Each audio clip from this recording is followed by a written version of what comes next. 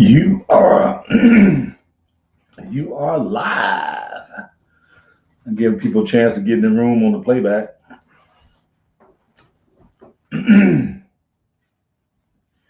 Yeah, Saturday night.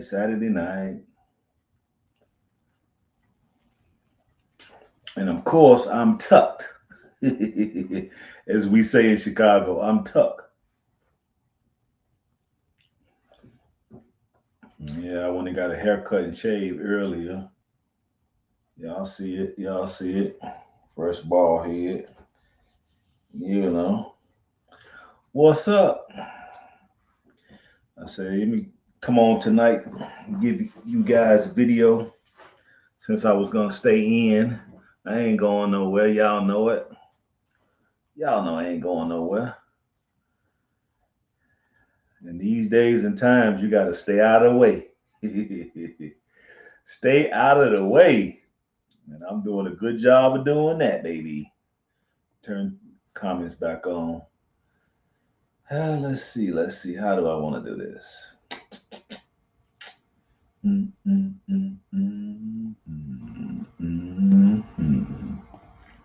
What's up?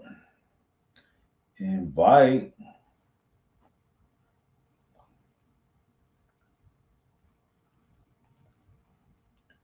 What's up, y'all?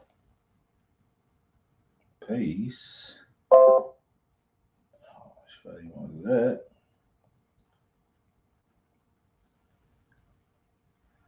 There go the link in the chat.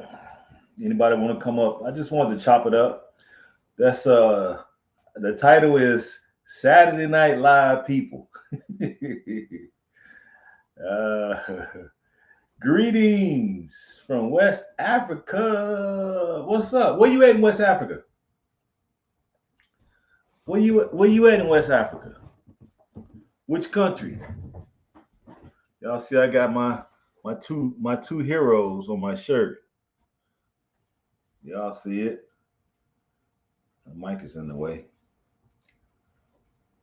Y'all see it? My two favorite. These are the two men who woke me up. Yep. Autobiography of Malcolm X. When I read it, when I was locked down. What up? What up? I see you. Hello. Where have you been? Where have I been? I've been all around the world and back. I need to get this on a stand or something. I'll be seeing people with the little thing hanging off the desk. I need that. Let's see. Wow, almost didn't recognize. You didn't recognize me. What? Why? Because I ain't got no hat on. I could get a hat for you. What else you say? Yeah. I remember you from New York. I ain't forgot. What have you been up to? And have you started the group travel? And we just got back. What up, West Coast? I see you. You dig? Black African power. You know what I'm saying? Oh, you in Ghana? That's what's up. Ghana in the house, baby. Yeah, we love our Ghana people. Yeah, I've been over there. We just got back 2 weeks ago. We was in Mama Salone. We had a great time, but a lot of the folks got like government jobs or whatever, so they didn't want to be filmed. So I didn't really get a lot of footage because a lot of them didn't want to be on. So it's all good. I still got a lot with just myself, but I got it on my camera. And at this point in the game, I haven't figured out how to transfer it, but I'm gonna figure it out and get it done. I just ain't. I just been so busy. Life is busy for me. I ain't gonna even lie. Shoot, I've been running these loads and doing the Africa thing, and then man, trying to get my son about the Navy. Got me an apartment now, so I wanted to make sure I get it prior to him coming. So he's getting ready to get out of the Navy in about a month. So I didn't want him to be staying in the neighborhood because the them hot slugs don't have a name on them. You know what I'm saying? So you could just be passing by, and something tragic can happen. So we want to try to prevent that at all costs. So I'm out in the suburbs. Well, a suburb in Indiana. So I'm in Indiana now, which is a great thing. Close to the job and relatively safe neighborhood. So that's what we're working with. But yeah, we just got back and we're looking to go again. April 20th is the date. So from April 20th to May 5th. You did? Oh yeah, forgot your son is about to join you. Yeah, he's about to join us because he's gonna be on the channel.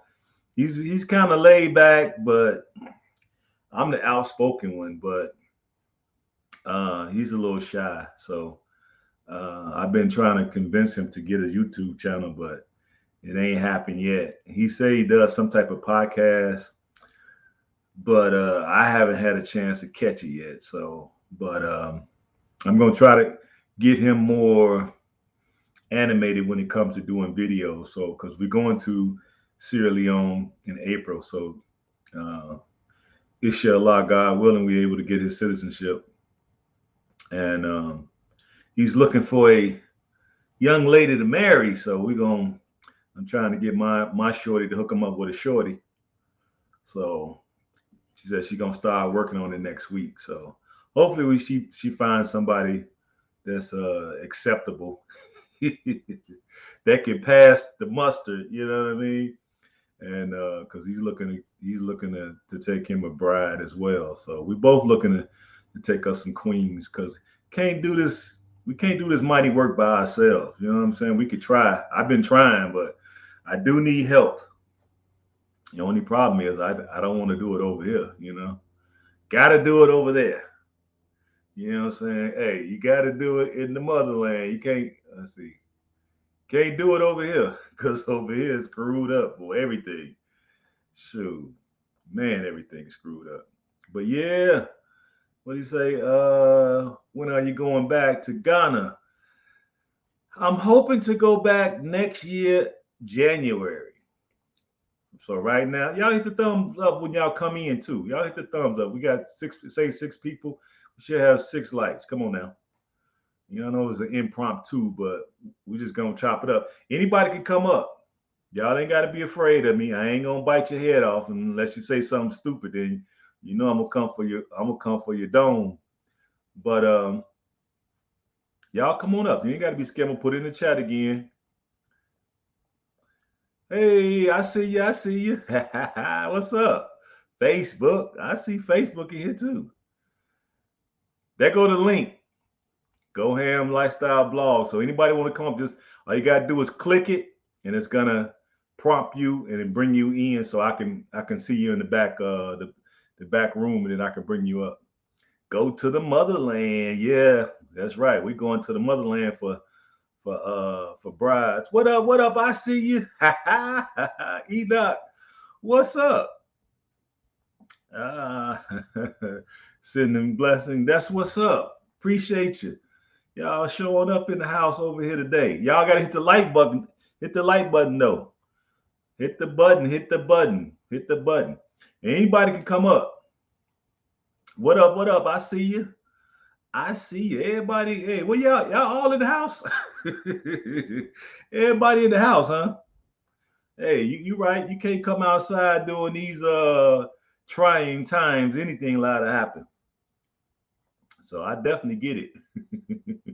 I definitely get it. But yeah, we looking to go back May 20th to no, take that back. April 20th to May 5th. So that's what we're looking to do, to go back. Yeah, man, it's freezing. Let me see what it is today.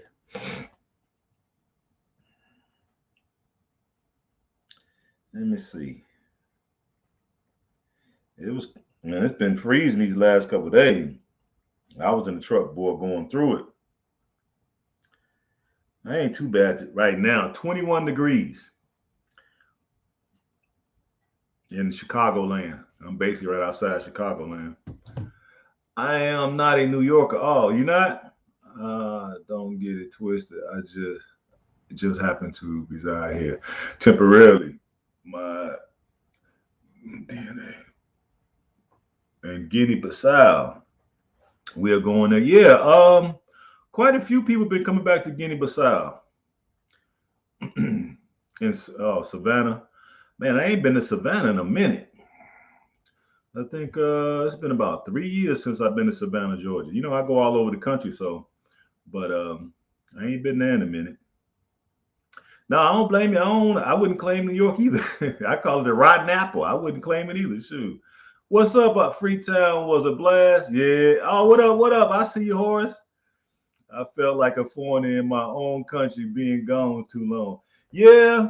After a while, yeah, they start calling you. I forgot what the word they call you for white man, white woman, and whatever. And I don't take offense to it because I know what they're saying. You know, we come from the West, so we tend to see things a little bit different. So I see why they say that, but we're not as privileged as they think we are. We only as privileged as the work that we're willing to put in and how many hours. So that's the extent of our privilege being in these Western nations. Trucker in Canada? What? Oh yeah. I saw that. You know, I like to go over there and watch AG. I don't want to say his name because they got his name on the block list. So AG over there with the band video. So I went over there and realized that they having a truckers united in Canada. I think it's in Ottawa, right? Hey, they need to because that place, man. Hey, Canada off the chain, guys. They are off the freaking chain. You think we bad? They went over the deep end a minute and they ain't been resisting until now. So I knew it was gonna be a matter of time before they just say, you know what, enough of this. It's supposed to be like a million truck drivers that's descending upon that city. So they shutting it all down. So I haven't seen anything today. But once I get off here, I'll probably go on and see what kind of alternative news and what they've been talking about. Because they showed the drivers coming in from all the different arteries into Ottawa.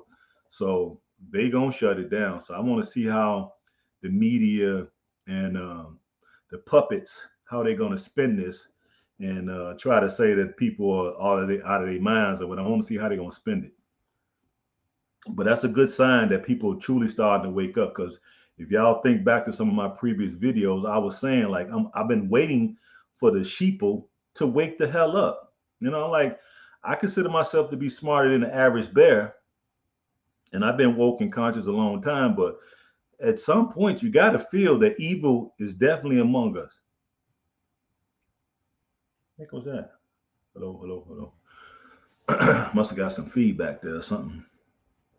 But evil is definitely walking among the earth, and I'm waiting for good people to push back. So I've been waiting, and that's a good sign because Canada, man, they've been authoritarians. That doggone Trudeau, he's definitely a globalist. Yep, he's a puppet. Sure is. That's right.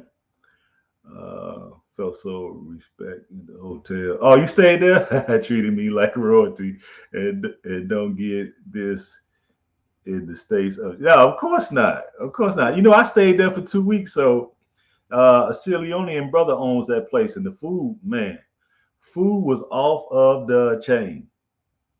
Matter of fact, when I go back there, I'm probably gonna stay there for a week. Because I'm gonna be in Sierra Leone for 3 weeks.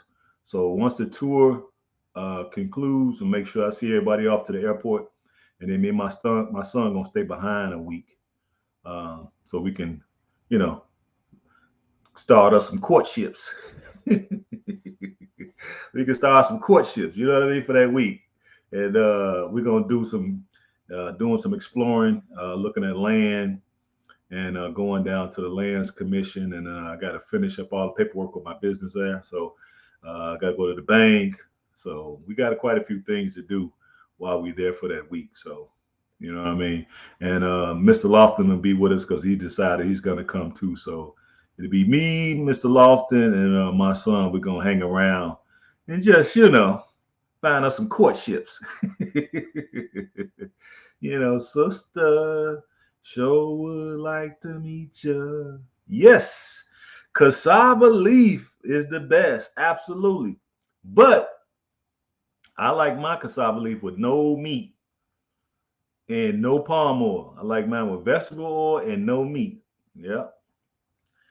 And I could eat it that way, but I can't do it with all that fish and all that. No, no, no, no, no, no. Can't do it. Can't do it. But yeah, cassava leaf is off the chain. Potato leaf is off the chain. The jollof rice there is off the chain. Woo! The jollof, the vegetable fried rice, and man, all of the fish, especially if you get it grilled. I was getting that grilled barracuda, man.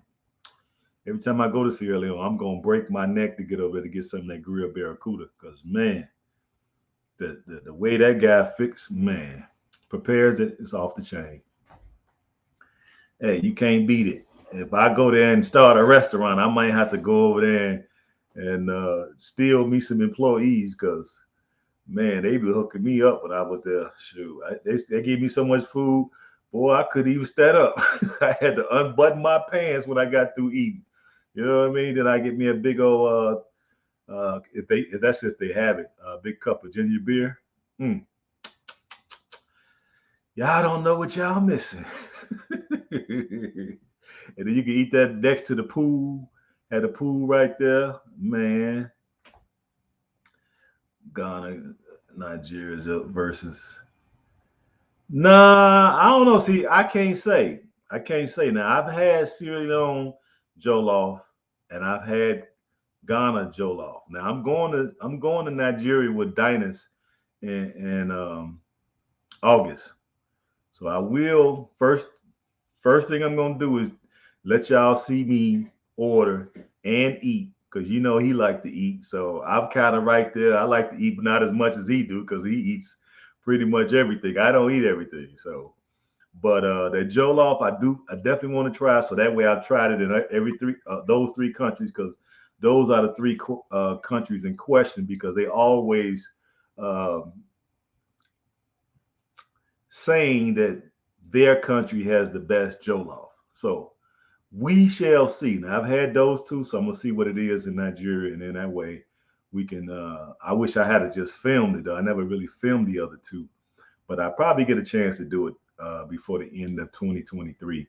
So that way you all see me on film eating jollof in all three countries. Yeah, yeah, because Sierra Leone is the rice capital of West Africa. It's only the rice capital. Everywhere you go, them sisters be throwing down, growing rice. And then anytime you get that local rice, man, it almost tastes like. Let me see how that. It almost tastes like they put sugar on it. It's kind of sweet. No, that's what I need to do. I'll definitely do it when I go back to Sierra Leone. I'll order some. Um, because I don't think Mr. Lofton had none either. Now that I think back, let me see. I don't think he had a chance of getting no jollof. So when we go over there to the restaurant, I'm gonna definitely order some so you can see all us try it. And then when I go to Nigeria in August, I'll be with Diners, and then I'll definitely try some. And then when I go to Ghana in January of 2023, I'll make sure I try some when I get there. So we'll get a chance to sample it just to kind of give y'all a comparison. So when y'all go, y'all know which country you definitely want to order it from. I'm happy I met you in person on your way back to you. Yeah, I remember who you is. Don't think hey, I'm like an elephant. I don't forget nothing. I know exactly who you is. Yeah, I remember meeting you in the airport. You was like, hey, I saw you on the news. I was like, yeah, that was me. Yeah, I know exactly who you is. I can't pronounce your name. I ain't finna try to butcher it, but I know exactly who you are because I know you up there you in the Maryland area, right? DC, Maryland area. I think that's what you told me. Russia and Ukraine conflict is going to blow over. It will affect global. Yeah, I'm hoping. I'm kind of torn. Um, that's really a European problem, Eastern European problem. It ain't really our business, to be honest with you. But I know the Biden, especially Hunter, they got business dealings there, so they have economic incentive to, you know, stand up to Russia and not let them invade. But you all know, if you go back into history, actually, the Russians as a people, they started in the Ukraine, Eastern Ukraine, right? That's where they started, and they just migrated all throughout that landmass. But that's really, part of Russia, and that's what Putin, I think, is really trying to do, is put the USSR back together. That's what he's in the process of doing, and putting the empire back together. So I don't know if he's going to be successful, but that's what he's trying to do.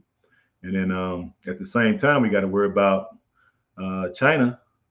They on the border and doing incursions in the air against Taiwan, so they want to take Taiwan back. So now, if the Russians go on and invade, then probably the Chinese will invade as well Taiwan. So let's see what the divided snake's gonna do. What you gonna do? What you gonna do? Is you gonna help Taiwan? I would think they should help Taiwan, but chances are they don't want to go up against China. They really don't want to go up against Russia. Russia ain't no stupid enemy. They're a sophisticated enemy. Um, so we really in some hard times here, guys. Okay, and they're probably going to help bring about a economic collapse. So this is why having an Africa escape plan is so important. Okay, if you haven't developed any African connections where you know some people and you trust folks and you know where to go, and you got folks that give you safe harbor, I don't know what y'all doing. Maybe y'all don't see the writing on the wall. Maybe I just don't pay attention to politics and geopolitical issues. You really don't care, but you should care, because this stuff could spill over into your backyard. And if it do, what you gonna do about it? See, by that time it's gonna be too late. At least I could flash that green thing.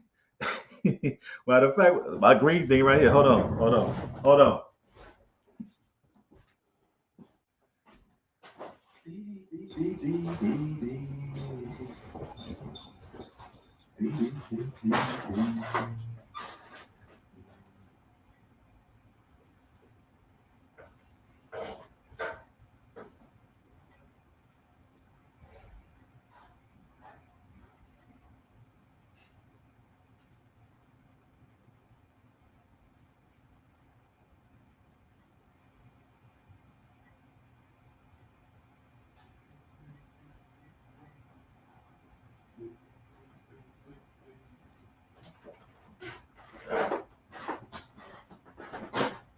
I thought it was in my pants pocket. It actually was in my jacket pocket. Sorry about the interruption, but see, I can always flash that green thing, baby. See, you flash this green thing, I got somewhere to go. Okay. So if the economic situation gets too dire here, I would much rather take my chances on the African continent. You did? Yeah, escape to Africa, baby. uh, I see very well Africa calling us home. That's true. Been calling us home, because actually people been going back ever since Garvey times. It's just that we didn't have the internet, and of course we didn't really have. If you really wasn't a reader, we had black publications like the Defender, Chicago Defender, and we had a few other newspapers around the country that was owned by blacks, and that type of information would have been in those papers. But of course, we didn't support it, like we don't normally support ourselves and our businesses and our entrepreneurs and our business class. We really don't support them the way we're supposed to. So of course, all those publications throughout the country went under. And then the ones that did survive, they only survived because they actually stopped carrying black issues. Okay, they start becoming a apparatus for, you know, the dominant society, and then they start taking them advertising dollars. And then, of course, once they did that, the black issues went out the window. So, of course, we abandoned those as well. So, it is what it is, you know. Let's see. Russia doesn't want Ukraine. They just don't want America putting it back. Yeah, that's true. But they'll take Ukraine. Hey, they don't want it, but they'll take it. You know. Uh, yeah, Exodus. This is the great Exodus. This is the big migration out of the West, and for us to go back home and take all our talents, our know-how, our education, and our money, and build up Mother Africa. Now, eventually, we're gonna have to deal with them over there, but we're gonna save ourselves a little time by going. So it is what it is at this point. Right, the U.S. Always putting something in place. Yeah, exactly. Every place they go, they put a base, you know, because they want to spy on every freaking body. You know, it's one in Ghana, of course. Let's see. I think they got one. They pretty much got them everywhere. You know, they all over Africa. I don't know if they be manning them or whatever, because I haven't really seen too many activities when we did drive near the base. But I'm sure they got somebody in there. Looking forward to meeting you. Some of your videos have lasted for hours, and you are definitely along with it. Many people talk about God, and they're like, right. What about Senegal? Um, Senegal. Did I have Joe Loft in Senegal? Mm, I can't remember. I think I did. I don't know. I have to ask Bo Money because he could probably tell me, because me and him went, and Brother Juma was there too. So I'm sure we had it. Yeah, yeah, I did. Yeah, my bad. I did, because when we was at the hotel, no, that was in the Gambia. I don't remember if I had it in Senegal. I know I had it in the Gambia. So I'm gonna have to call him and ask, did we have it? Because I can't remember now. But I ain't really. Let me see. I don't think I really was feeling the food in Senegal. Mm. The Gambia was much better. I ate jollof pretty much every day on butterfish. Butterfish was good too. Grilled butterfish, oh my god! But it was only a few places where I ordered it where it was good. The hotel we were staying at, which I don't remember the name of it, um, the Rock and Roll, what is it? The Hard Rock Cafe on in Senegambia. They got it, and we went to, what is it, Samson's? I think it's called Samson's or Simpsons. Samson's or Simpsons, one of them. We went there, but I didn't like it because it was dry. Sweet Juicy Mama suggested that I go there, so I went. I'm like, let me. Sweet Juicy Mama said I should go to. I think it's Samson. Go to Samson's and check it out. So I'm like, she like, get the butterfish. So I went there. Me and brother Uzman, and I ain't like it. Now he seemed like he liked it because he wasn't talking. He was just over there smacking. So I guess he was really enjoying it. But I was like, it's too dry. But then when we went to the Hard Rock where the Jamaicans at, it's supposed to be Jamaican. Um, theirs was juicy. Okay, so you gotta pick and choose some of the restaurants. Sometimes they overcook it, I would say. It was really dry. And I only ate it that one time, man. I didn't go back. So Biden will not finish his term due to health. I hope so. I pray for a stroke or aneurysm or something, because the way what a difference a year makes, guys, right? What a difference a year make, because um sure, a year ago this time, a year ago, well, I guess we got to go back a little bit further than that now. A year and 6 months ago, hey, everything was looking good. Shoot, go back 17 months from now, everything was looking good before the election. Man, this chump get in there and just But people voted for this mess. That's what's so disturbing to me. My thing is, you don't hear them Biden supporters at all now. They quiet as a mouse.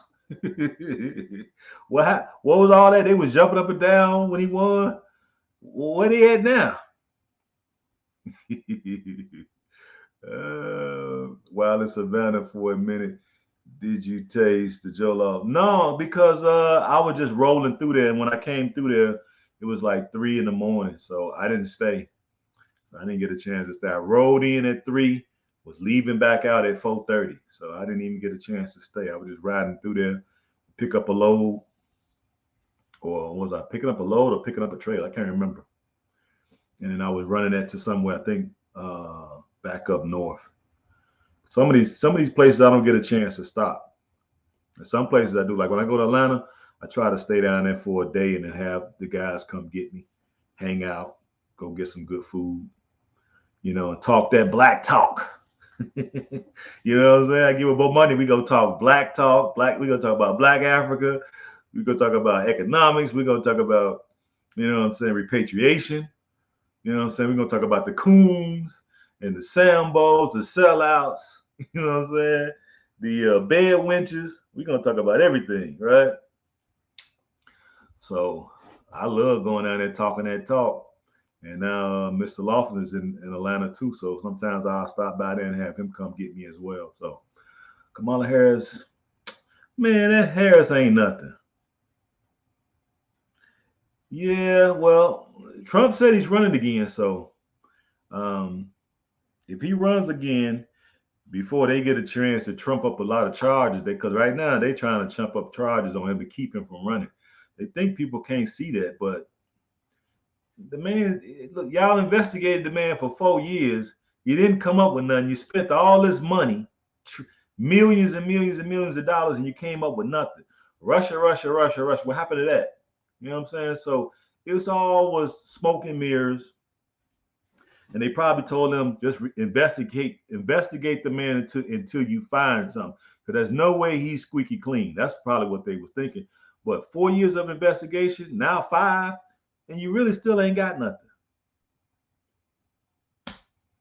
So I think a lot of folks just fell for the Kool-Aid. The media feeding you, what I'm saying, lace Kool-Aid, and everybody's seem like they enjoying it. Okay, they ain't been able to produce no solid evidence. So then you're going out to all the people around him, and you're trumping up charges on them because they can't really defend themselves, and you bleed them dry with paying for attorneys and all that stuff. So it's just a political witch hunt. If you ain't ever seen a political witch hunt, now you have. Now you have. That's all that is. You know what I'm saying? And when the man was in there, can't deny the country was doing pretty good. And if you say it wasn't, you're just a damn lie. You're a damn lie, because I'm out here in the trucking industry, and I knew it was doing good because all the guys was smiling and everybody was high-fiving. People was buying people stuff. You know what I mean? you go into the truck stop. Hey man, whatever my man got behind me, I'll pay for his stuff too. They ain't doing that now. Shoot. Now everybody got a scar on their face. They complaining about these diesel prices. And because the diesel, when it goes up, it don't just stop right there. Nothing's in a vacuum. Okay, everything is interrelated. So if the diesel prices go up, guess what? All your consumer products and everything else goes up, because guess what? The shipper start asking the shipper, right? The shipping company start asking the shipper, hey, look, y'all got to up that fuel surcharge because the fuel is up now. So when the people who make these goods and selling these goods to you all, the public, they ain't finna take that hit. So guess what? They pass it on to you. Voila. Welcome to inflation. And they said 7%, but I think it's more like 10. Yep. They ain't gonna tell you the real numbers because it's not in their best interest to tell you the real numbers. Biden looks like he is going to pass out at any time. He does not know whether he is going or coming. Exactly. My cat would do a better job as president in the U.S. of the snakes. Yeah. Your cat probably would. I would shit. I second that over Biden. Hell yeah. I'll vote for your cat. Oh shoot. I forgot I was drinking some ginger beer. The Reeds. Yeah, I'll vote for your cat. Shoot, sure would. And I would donate to the campaign. Anybody over this clown, you know what I'm saying? He just got in there. And I know he just a puppet. You know what I mean? I know he's a puppet and he's bought and paid for. I get it. You know what I mean? But damn, could you just ease into the buffoonery? He got right in there and right to work dismantling America. Like all of the 4 years of relative peace and good economic times was basically wiped out in 12 months. Now I'm gonna go get diesel. I gotta start like actually looking at the prices and budgeting where I'm going and go on the little apps I got and start looking at the prices and really start, doing some research so I don't, because man, some of these places you go, especially in the West, not the West Coast, the East Coast. I don't go out West that much. East Coast, oh man, they tripping. They literally tripping. Pennsylvania, Jersey, New York, man, Connecticut, man. Damn truck stops tripping. Do you hear me? Dude, I need to take out a loan to get diesel. I gotta take out a loan first. Y'all, are you serious? Highest in the nation, Pennsylvania. And I'm thinking like, I should have thought about it. This chunk from Pennsylvania. No wonder they so damn high. You go there, it's like damn near $5 for a gallon of diesel. When just a year ago, it was under $2. You get me $2 a year ago. It's $5 now.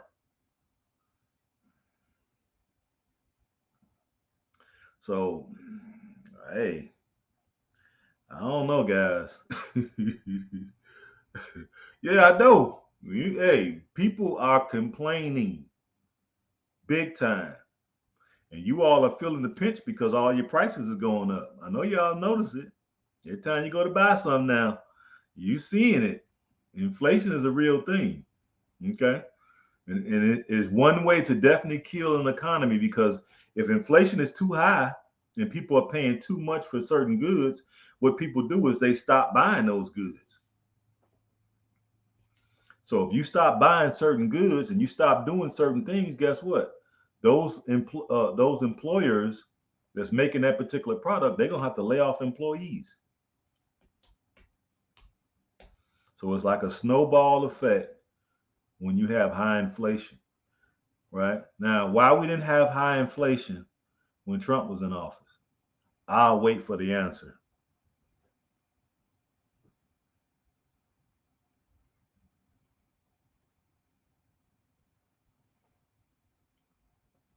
Somebody tell me why we didn't have 7% inflation during the Trump era.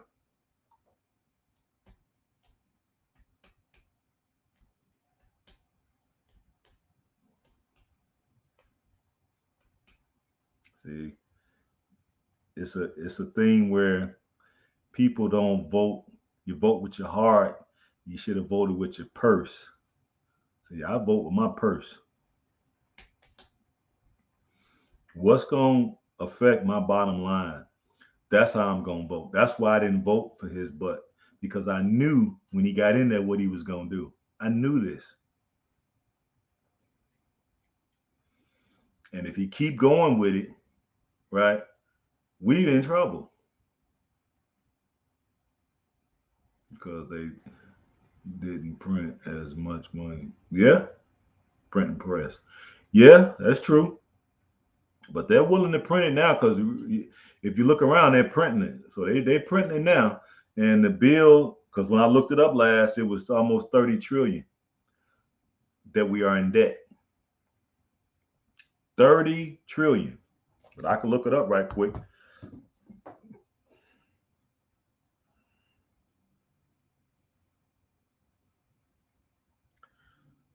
Google, what is the national debt at this moment? According to Worldometer, the current U.S. debt is $23.30 trillions as of February 2020.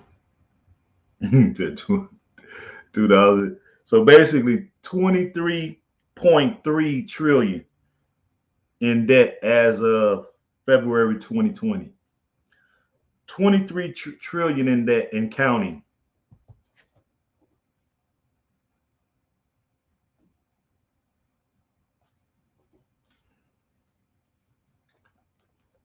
So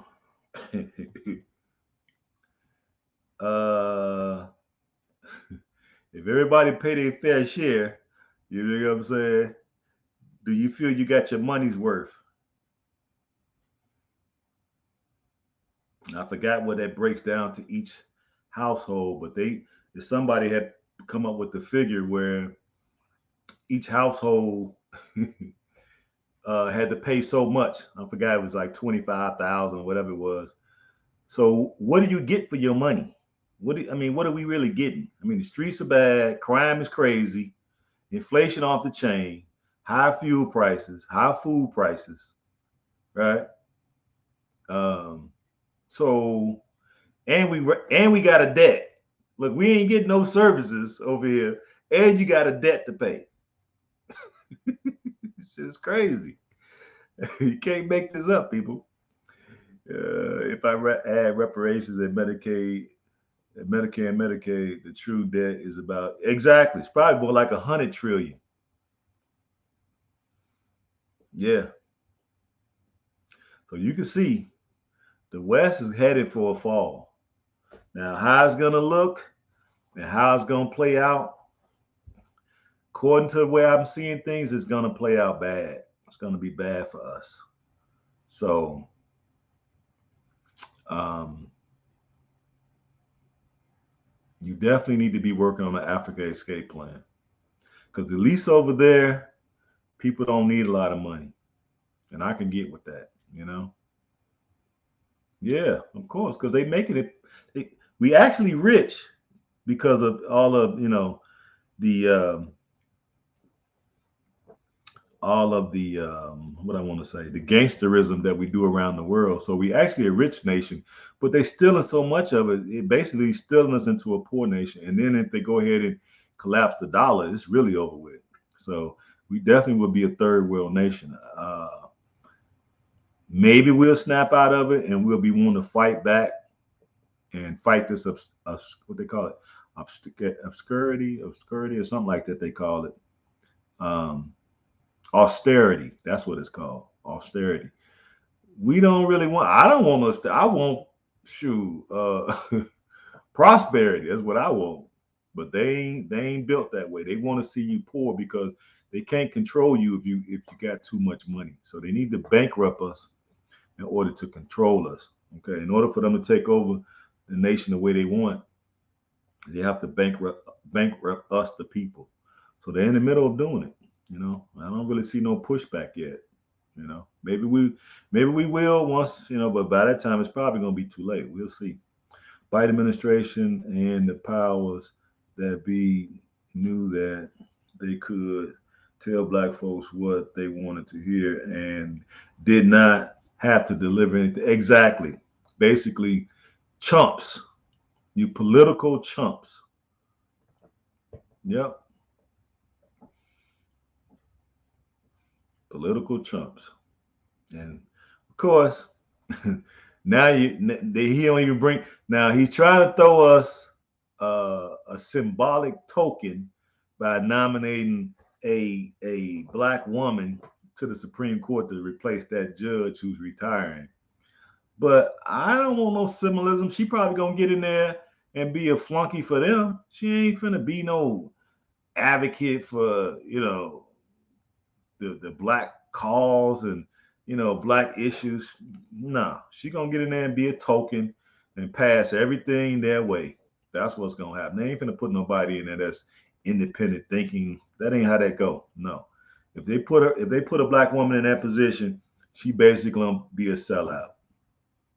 Simple as that. Everything they push her way, she gonna rubber stamp it. She ain't gonna even read it.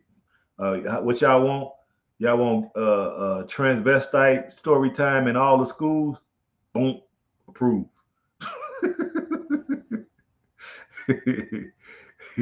You want separate classrooms where children can have sex if they choose to?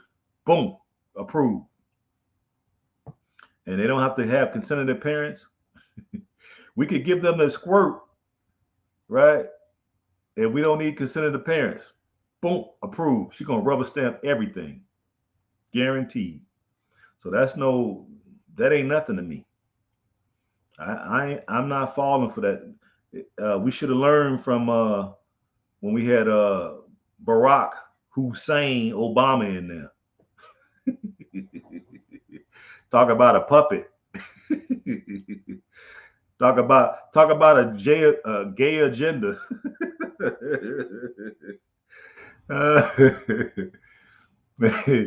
Him and Michael. I mean, my bad, Michelle. uh, at least Clarence Thomas is a conservative. Exactly. Now, people didn't like Clarence Thomas when he was going through that junk with Anita Hill. Now, I remember watching that whole saga play out. I've been watching politics that long. I watched every drama that was dealing with that, and I was so happy that he went on and got confirmation. I was so glad. They trying to bring up some stuff that he said. The man human. What the hell? You don't supposed to be a man. I mean, Anita Hill didn't look too bad back then. She wasn't too bad to look at. So yeah, he might have made an offhand joke. You know what I'm saying? And now they gonna have the audacity to bring up the man in a proceedings so distinguished. I was like, man, if they don't stop it, cut it out, cut it out. You know what I mean? And then she sitting up there like she was really going through something. I wanted to go in there and just, man, look, I'll slap the black off you, lady, if you don't get somewhere and sit down and let this man pass. Don't bring up some old mess from years ago. Just crazy. He said it's right. He said it's right the first time. Exactly. I said it right the first time. Hey, stop it. Stop it, West Coast. It's Michelle. At least that's what they told me. So, so I'm gonna take a couple squigs of the Kool-Aid. Okay, they said it's Michelle. I will go with it. Could you catch you later, brother? All right, all right. Appreciate you. Keep up the great content. No problem, no problem, no problem. Come anytime. You're more than welcome. You know, the more the merrier. Hit the like button on the way out. It still ain't moved on this end, so I don't know if they just playing with me or what. I know some of y'all done hit it. Somebody come on up. Come on up, West Coast. You always been saying you're gonna come up. Let me put the link in the chat again. You always talking about you gonna come up. I be seeing you on all kind of panels. You don't never come up. What's up with that? There go the link. Come on up. Don't be scared. You ain't gotta turn your camera on if you want. Maybe you in your nightgown or something. You in your bathrobe or whatever. You dig? You can go ahead and just turn your camera off. All you gotta do is just push the thing. Where is it at? See, that's all you gotta do. One little click. You can go in and out, in and out, in and out. So you ain't got to show your face.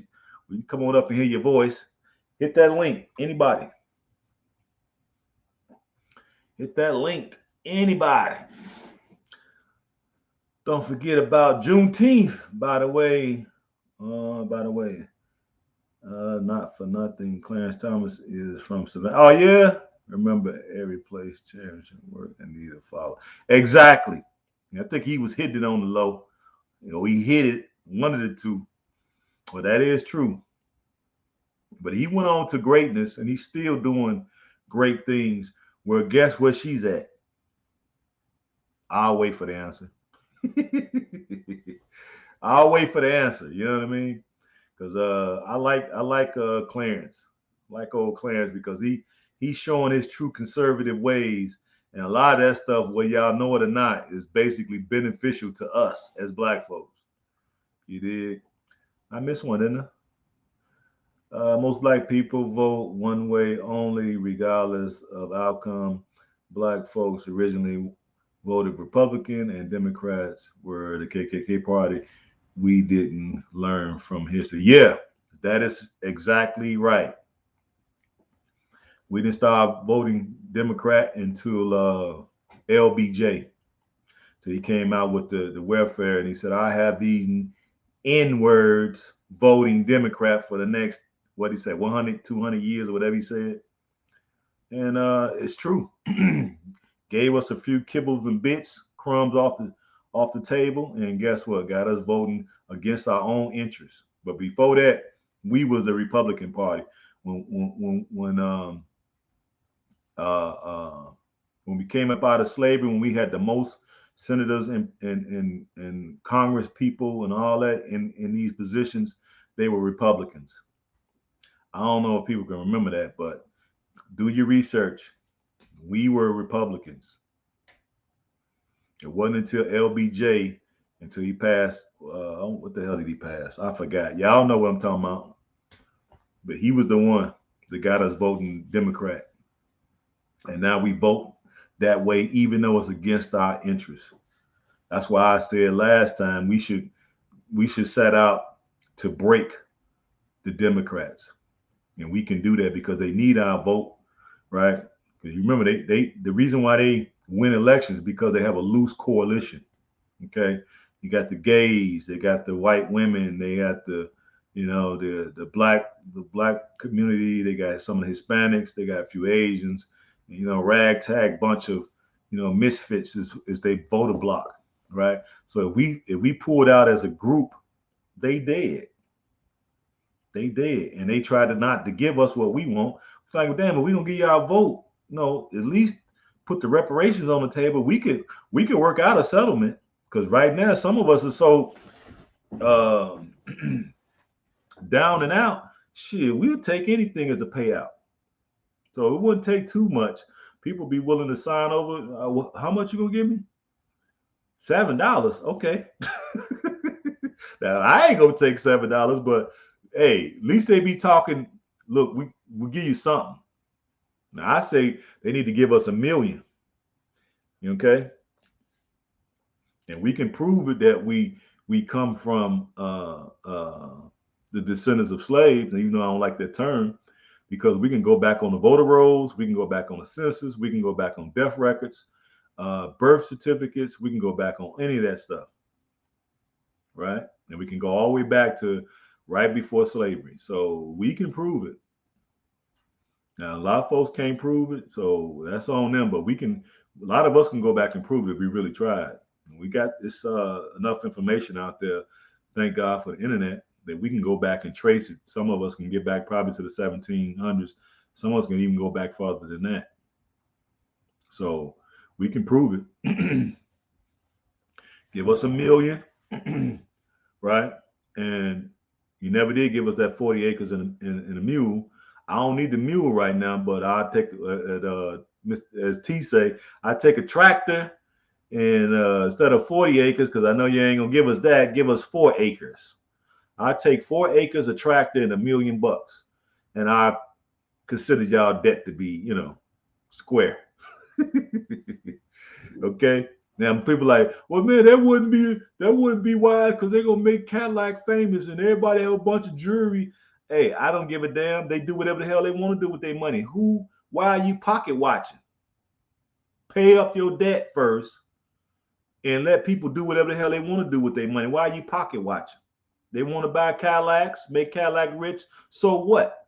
They want to make Johnny the Ice guy rich. So what? Pay your debt. People do whatever the hell they want to do with their money. People kill me when they come up with that juvenile ass argument. What? Oh, if we give them the money, they're gonna make Cadillac rich. So what? Pay your debts.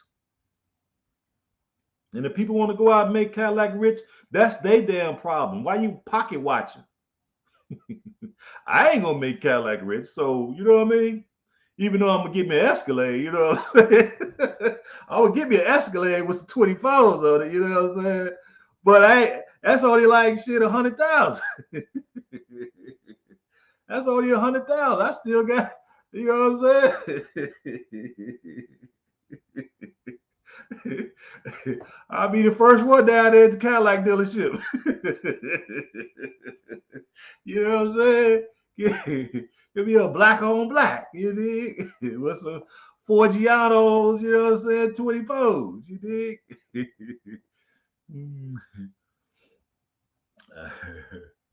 Rumors are being used for everybody other than us. An example, what happened to the fake Jews?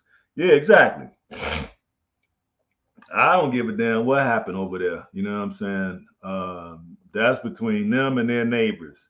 We got our own set of problems that we dealing with, and that's what I'm concerned with. I only have enough energy to deal with our problems. Okay, I'll let the Europeans and what happened in Europe and Germany and France and all that. Let them handle that.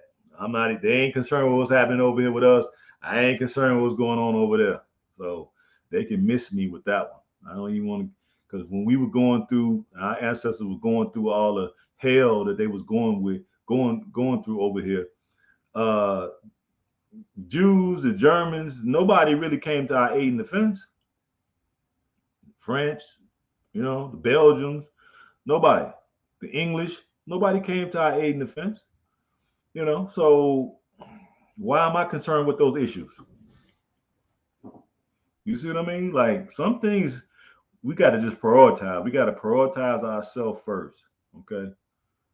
When we're going through stuff, you never hear them in their parliaments talking about, yeah, you know, black people in America are going through this. Yeah, they don't. We not even alive. We not even considered human beings probably to them. Who knows? They don't speak about us. So I can care less about the things that's going on over there. That's just being honest. Now, if they start, you know, if they start to welcome us in the brotherhood, sisterhood of the human family, and have concern for our issues and our plight here in America, then yeah, I can find it in my heart to extend the same courtesy toward them in Europe. But at this point, no, no, and y'all know that makes sense. Y'all know that makes sense. What the hell are we worried about? What's happening over there for? Hell, when we was running from overseers, you know what I mean? Trying to run away from these plantations. Was they trying to offer us a safe haven? If you could get over into Europe, we're gonna grant you your freedom. Did they extend that to us? Did they develop a network to get us out? Anybody who want to leave?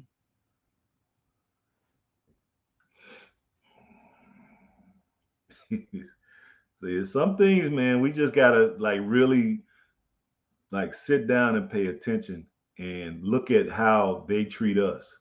And we just need to be on that same type of time. That's how I look at it. They don't give a damn, period. Exactly. So why the hell do we give a damn? That's why I say I ain't never been that way. That's why even when I go to Europe, I be looking at them with like a little disdain, like, ugh, when I go to Europe. I'm not trying to be there. It's just as cold and what I want to say. It's like a callous, like I don't know. It seems like it's dead, like it's a dead atmosphere there to me. I don't even see the life in people. It's like they done sucked all the life out of people.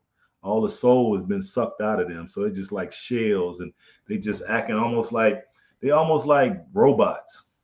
They don't have no, like, we got a lot of life and a lot of, you know, energy about us. We're really animated people. You get over there and see them Europeans, they dry, stuffy, no flavor, right? No swag. So they look at us like, man, look at him. He like you try to be noticed and stand out. This is just how we are. We come from kings and queens. We supposed to be doing this. We make it look good. Simple as that. 40 acres of the mule help Europeans come to the U.S. in the 80s. Japanese and currently the Afghans. Three-bedroom apartments, transport, and not mandate. Exactly. Exactly. That's my point. That is my point. Okay. They always come and usurp us, right? And take the benefits. And of course, the American white man allows this, not knowing that when in the end, they're going to pay the ultimate cost because when the country collapsed, they have more to lose than we do. We got a lot to lose as well, but they have a lot because they have managed to keep the economics resources out of our hands, and they have pretty much locked it into their communities, and now they're on the verge of losing it. And a lot of us are like saying, kind of want to see them lose it. Now, the only problem to that is that we're on the same boat. So it's like we all on the side, the Titanic. The only thing is, a lot of us are in the basement or down down there by the boiler room is where we at, and they up on the top deck. But the thing is, the ship is headed to an iceberg. So we can be mad at the people on the top partying and drinking and having fun and living life while we down there in the boiler room. But if it hits, we all going down. So that's the dilemma we have. But now some of us don't have to have that dilemma because some of us have an Africa escape plan. Okay. So when the boat get ready to hit, when the Titanic get ready to hit the iceberg, guess what? I'm jumping off on the lifeboat. Every man, woman, and child for themselves. You dig? Everybody say they always jacking our swag. Of course they always. Come on, man. You already know. People say we don't have culture, but I beg to differ. We just ain't really. Y'all just ain't. We just haven't had. How I want to say this. We just haven't had nobody to articulate it in a way where everybody can understand. See, we don't really need the intellectuals at this point to be pointing these things out because it tends to it gets undercut. You need a street guy like me. You need a dude from the street, came from the bottom, found out about the greats, but I still got a little of that edge with me. You see what I'm saying? Because we do have a hell of a culture.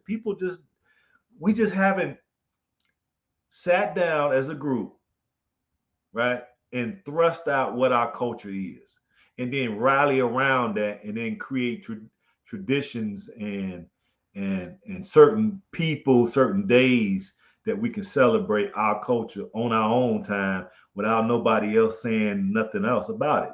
We could celebrate King's birthday, Malcolm's birthday, Garvey, Elijah Muhammad, Noble Jew Ali. We could do Emmett Till if we want, right? We could do Robeson. We could do Harriet Tubman. We could practice everybody's birthday every month. Okay, we can all go out, get shirts, we can get hats, we can be on the internet, everybody can be celebrated, and then we would create new things that people haven't seen yet. Even though we have these people, our folks don't know about a lot of our great folks that we've had that have helped uh, in their own way to bring us to where we are today. Okay, so we do, and then we look at all the inventions because, of course, they stole them all, but we did create a lot out of slavery and during slavery and through Jim Crow and segregation. So we then you look at music.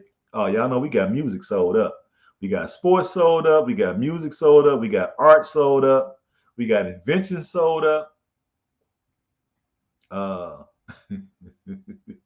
You're okay. So we kind of got to culture people. And then if you go anywhere in the country, guess what? If I play a song, Marvin Gaye in California, guess what? They can rock with that. They can rock with it on the East Coast, the West Coast, Midwest, down South, right?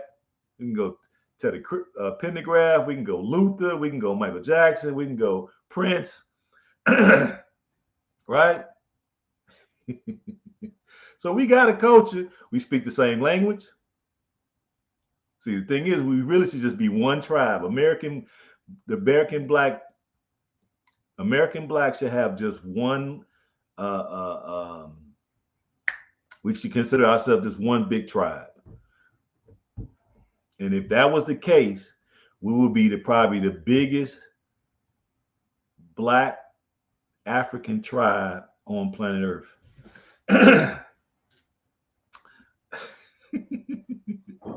Just think about it. It's 40 million of us in the country. We all speak the same language. We all listen to pretty much the same music. Jazz, R&B, soul, neo soul, right? Rap, gangster rap. We got a slew of inventors.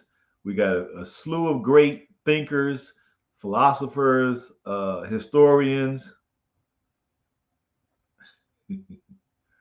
Right? Now you go to other places, everybody may look the same far as skin tone, right? But they from different tribes. Now, are those tribes 40 million deep? I think not. Because you go to certain African countries, they might have 17, 18, 20, 50 tribes. And they do, each one do a little bit different. Awesome live, bro. Go ahead. Gotta run. Thanks. Not a problem. Thank you for showing up. Come anytime. Come anytime. Come anytime. Brazil has the largest African population outside of Africa. Yeah, it does. It does. But the thing is, they have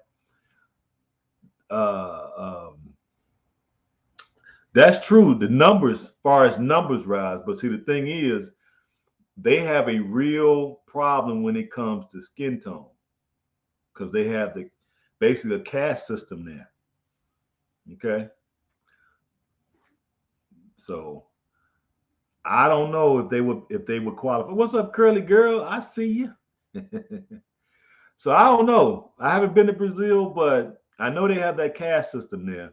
And then of course you got the fair skinned folks on the top, and the darker you is, you at the bottom. Here in Black America, we don't necessarily subscribe to that.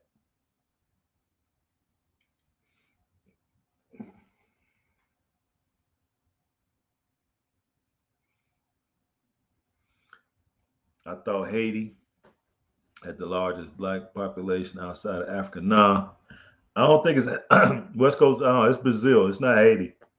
But the problem is they have a caste system. See, that's the problem, and it's there. People may not talk about it much, but it's definitely there. The lighter you are is it's a track for you to ascend to greatness.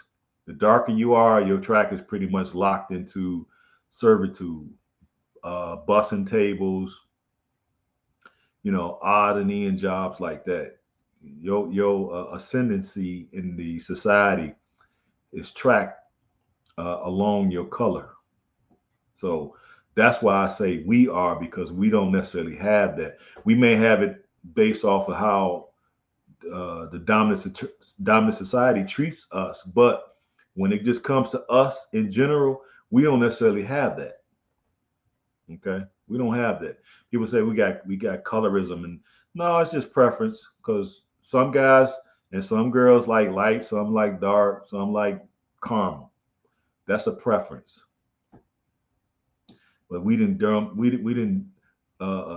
it a negative thing, because people used to say that to me, and I'd be like, "What are you talking about?" I'm like, people was actually trying to subscribe that colorism to me because I was with a light-skinned girl. I was with a light-skinned girl because that's who I fell in love with. Okay, she was the one giving me the time of day. You know what I'm saying? And she was giving up the cookies, so I was there to receive them. She just happened to be light-skinned. But now you go back to the first woman I was in love with. She was about the color of this wallet. And I was in love with her because guess why? She was giving me the time of day. She was cute. She had a nice body and she had a nice disposition. And she would do anything for me. So I was in love with her. So I go back and forth, light, dark, caramel. It's all about the person. And people have accused me of being colorist. I'm like, you don't get it. You just want to label somebody something, and they mislabel you, right? And then just gonna superimpose that label on you, even though I didn't have both, but all three really, dark, light, almost white. I've had blue, black. I've had caramel, and guess what? Loved everybody the same. Crazy. In the U.S., black, you black. Yep. Whether you light or dark. Yep, that's right. That's why I say we have the largest group because we don't have that caste system like they have in Brazil. Now, population and numbers wise, yeah, Brazil has it over us, but that caste system is a killer. It's a killer. And then of course they treat the darker folks like they do, like they do us. They do us here. A lot of them in jail. A lot of them get shot down. They're mostly the criminals. They're portrayed on television as the criminal, as the pimp, the drug dealer. Same way they do us. Same propaganda. You know. So that's why I'm not really concerned with going to Brazil like that. Colorist, that sounds like a luxury for rich men. I don't know. It's supposed to be something derogatory to shame a person, but so basically you're gonna use a term. You're gonna miss this. What is it? Not miss. You're gonna subscribe something to me that is not accurate. I guess that's the best way to say it. And all it is my preference, and it's not even really my preference because it's based off of who's giving me the time of day.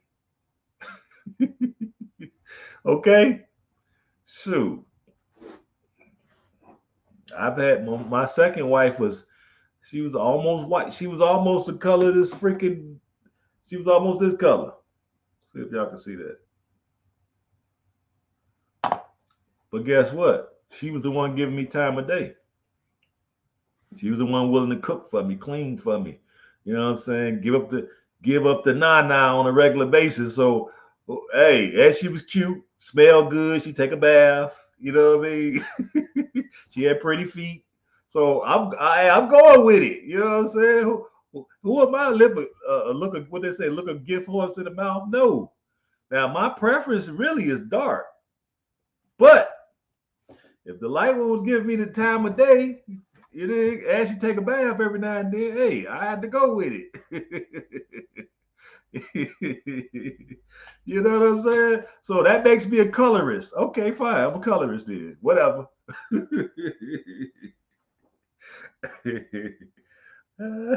Yeah, regular men don't have the luxury to choose. Exactly. It's whatever woman picks you. So how am a colorist? That's crazy.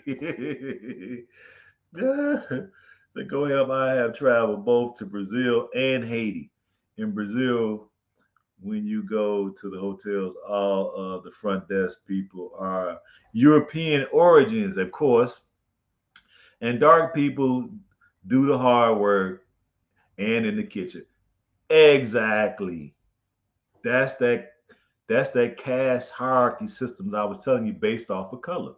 That's the reason why I say us here in America have the largest number because we don't subscribe to that. Now, white people or the general society may superimpose a colorist hierarchy upon us, but we internally don't necessarily have that.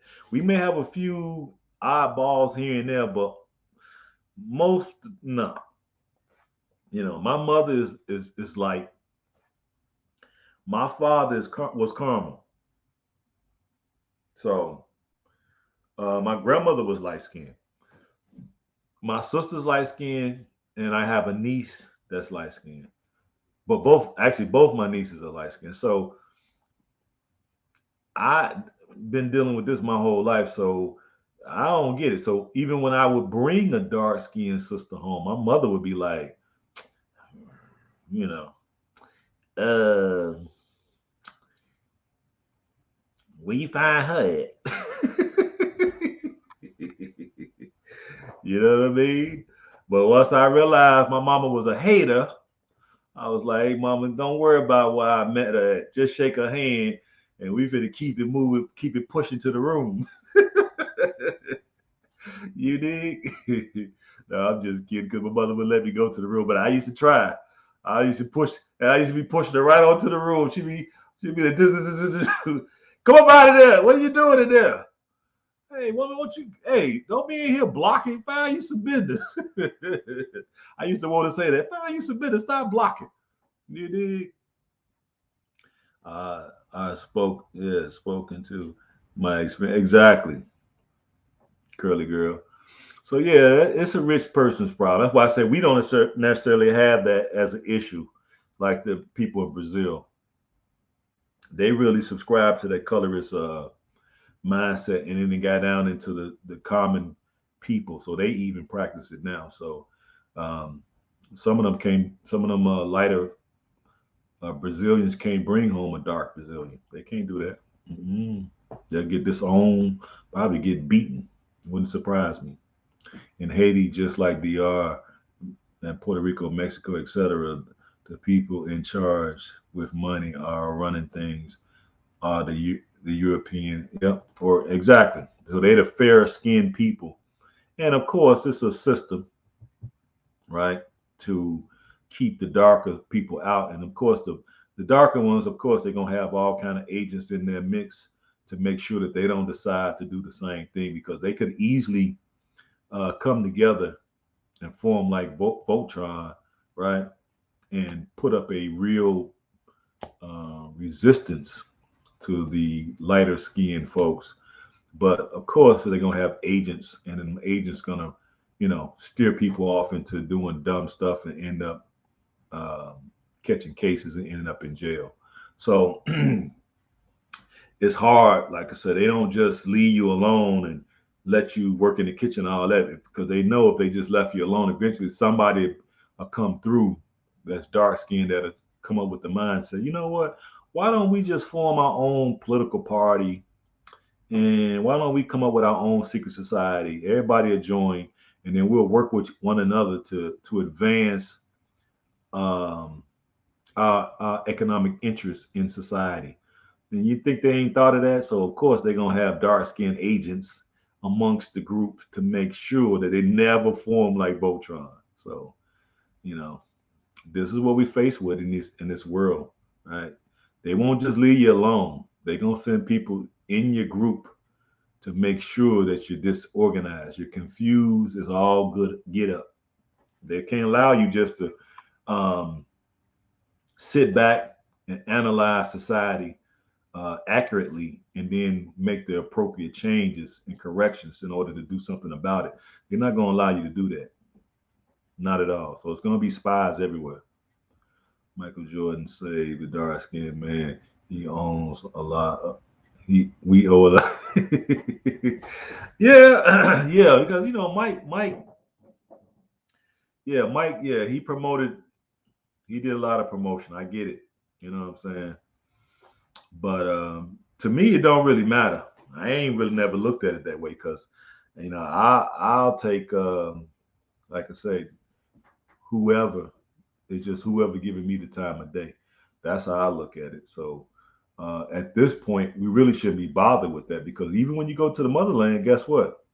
You got light skinned Africans, freckles, red hair, you know, and they never left out of Africa. So you be like, man, where all these light skinned folks come from? But you got to keep in mind, the Europeans been going over there for like what, 1,000, 2,000 years. They've been going back and forth into Africa, trade and all this. So of course, they see the sisters, those sisters with them them basketballs and them dresses, them two basketballs. Hey, you already know. So it's a bunch of light skinned mixed, and they wouldn't even consider themselves to be mixed breeds either. They don't consider that. They look at them as just being strictly African, and I see the way they interact. They don't show no bias toward them either. So they don't really practice that on the motherland like that. I see a lot of light skinned folks, just like you see here. True, I saw it when I was 13 years old. 58 now. Yeah. Well, congrats. Come on up. I thought you was coming up, West Coast. I'll put this link in the chat one more time. Don't be scared. Come on in the chat. Come on up. There it is. You always been saying. Now you know you've said it. You don't forget hardly too much. You said one day you was coming.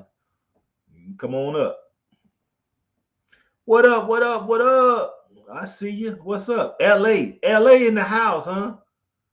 Man, hey, I wouldn't want to be in LA now, man. All the stuff y'all going through over there. Lord have mercy. What up, Brother Juma? What's happening? You see, I'm wearing my two favorites. Let's see if I can. These were the two men that woke me up. Started with Malcolm. Well, no, it started with Ali and then Malcolm. So these were the two that woke me up, helped me transition out of my ignorant state. Keep a clean cut is handsome on you. Thank you, darling. Thank you. I'm trying, I went and got a nice little shape up, beard right. You know what I'm saying? Beard right. Trying to, keep it pushing the right way. You know what I mean? You want to make sure that you take care of your hygiene and take care of your grooming. Even though we in some strange times, at least you can look good, Miseducation of the Negro. Absolutely. I read that. Carter G. Woodson. Is that what it is? Carter G. Woodson, I believe. Yeah. I got it somewhere, or I gave it to somebody because back then I was into okay, you can check this out. And then of course I ain't hardly get any of my books back. So I probably have to get it down download it onto audiobooks if they have it. Don't have nothing of value to share. What? You ain't got, if you just come up, I'm gonna bring some value up out of you, man. Don't worry. All you gotta do is just come up and introduce yourself, talk about where you at, and then I'll take it from there. You know what I'm saying? It's just so I wouldn't carry the conversation myself. Now I carry it. I can carry it just by dealing with the comments. It ain't nothing but a chicken wing to me. You know what I'm saying? But it would be nice if you come up and you do be having a lot of stuff to share, so we can just kind of go back and forth, kind of like tennis. I'll put the question out there. I come up with a question in a heartbeat, and then you give me your perspective. I give you my perspective, and we'll just volley back and forth. You know what I'm saying? For a hot little minute, get the people what they want. You know what I'm saying? What's the future of trucking in Africa? It probably ain't gonna be no hell of a future, Brother Juma, because they don't pay truckers no real money. And in order for you to be able to facilitate loads, you're gonna need some decent equipment. If you notice, when we go to Africa, most of the time we're on the bus and we see trucks. Those trucks are like 20, 25, 30 years old. And if you notice, you see a lot of them broke down and everybody working on them. One, it's hard to get parts. And then two, if you're dealing with such old equipment, when they break down, you're not able to fulfill contracts, which means you lose contracts, which means you lose money. So you lose money and the truck is broke and you can't get parts. So to me, unless people are willing to pay, um, I can't see it. So now what I was thinking, instead of doing truck, maybe we can do um, hot shots. Maybe we can run hot shots there. Maybe we can do step vans, smaller vans, to do like what Amazon is doing with those vans that they have. Now something like that we can do, but big trucks, I wouldn't want to get in. That expense is too top heavy on the beginning side. And then how long would it take me to get back that cash? It'll take too long. So to me, it's a no-win. I've looked at it though. I'm the type that will put on the spot out there. God, coward. You'll open up because I'm gonna help you open up, man. Stop it. In a country, transportation has to work as common. See, that's the thing. And then when you go on YouTube and watch some documentaries about truck drivers that's going from certain countries, say it's from Nigeria to Ghana or back or Ghana to Nigeria, when they cross those borders, of course, each time there's no consistency. You got to pay the toll, plus you got to grease a few palms with some palm oil, right? And if you don't grease the palm with enough palm oil, they will basically will not let you pass, and you can literally spend days at a border crossing. I've heard and I've seen videos. That's why I say, I don't know. I'll have to get over there and really be boots on the ground before I'll be willing to invest that type of capital until I see with my own eyes. Maybe I can go out with some truckers and really see what the transportation industry is like with my own eyes. Then I can be able to assess it a little better.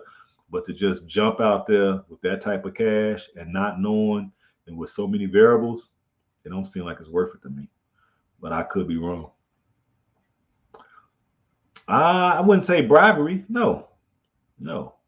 It's more like assistance. It's more like assistance, not bribery. No. What up, Blaine? Louisiana in the house. Got some crawfish, Jack. You dig? What's happening? What's happening? I know Blaine to come up because West Coast, he on some coward stuff. He on some coward stuff over there. You dig? He be having so much smoke in the comment section, you can't get him to come up. What's up with that? They go to link, Blaine, if you want to come up. You ain't been up in a while. What's happening? I'm just cutting up. You know what I'm saying? Assistance, yeah. They just need a little financial assistance. You know what I'm saying? And they will ensure your safe passage. Okay, so it might take you weeks to get through. Well, it really should only take you maybe about 3 days. It might take you about 7 to 8 days to get through those borders. Now, me, if I went, I'm a little bit more on the ball. So I would learn everybody's name. I would ask them about their families, their kids, and what they want to do in life. I'll ask them every question I can think of while I'm there, right? They get so sick of me. You know what? They'd be like, you know what? And Dappy, just go, man. Just go. I'll be asking them questions every 5 minutes. Hell, hey, and then on the way back, I will have more questions for them. You know what I mean? And every time they answer one question, that answer will spawn 5 more questions. So when I come through that border, they're going to know who I am. They're going to be like, let that fool through. Because Because I don't feel like answering no questions today. You know what I mean? And then I'm willing to give them a little assistance too, as well. So, need base business in Africa. Yeah, that's true. Like I said, the one that I see would probably be the least expensive uh, would be agriculture, because then you don't need about an acre. Yeah, you don't need about an acre. Okay, so you get you an acre of land. I think an acre is 6 lots, or is it 8? I think it's 6 town lots. Let me see. You remember what it is, Juma? An acre is what? 6 town lots?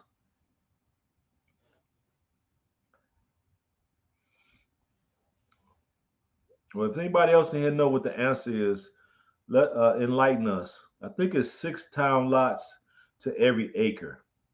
And if that's the case, then you really only need one. If you buy an acre, you only need 1 town lot to put your dwelling on, and then you could use the other 5 to grow food. So that'd be enough for yourself and enough to sell.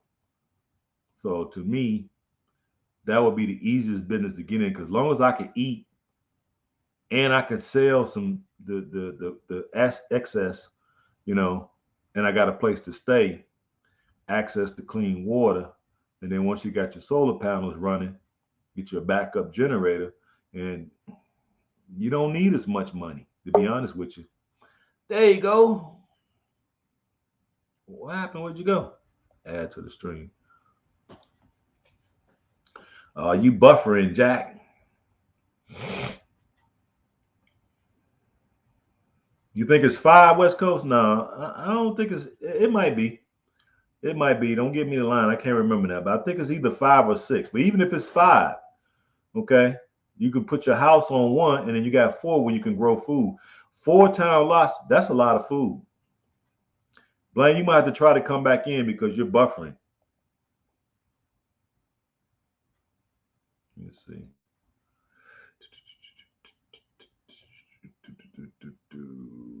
Kick from. Try to come back, Blaine, because your system was buffering real bad. So it was buffering before you even came in. So just try to come back up. Let me give you another link.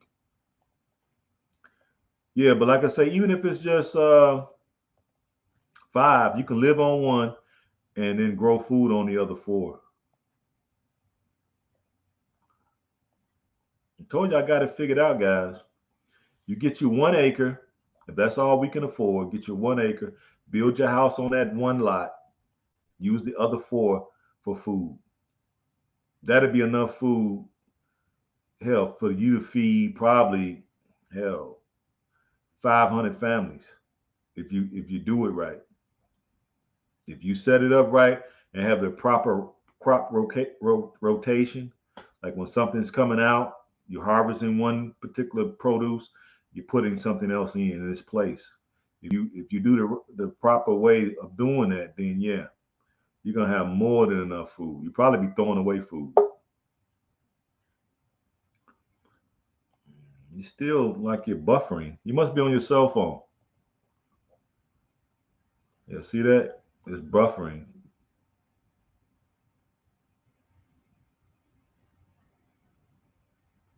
And see, I'm at the crib now, so I got Wi-Fi, baby.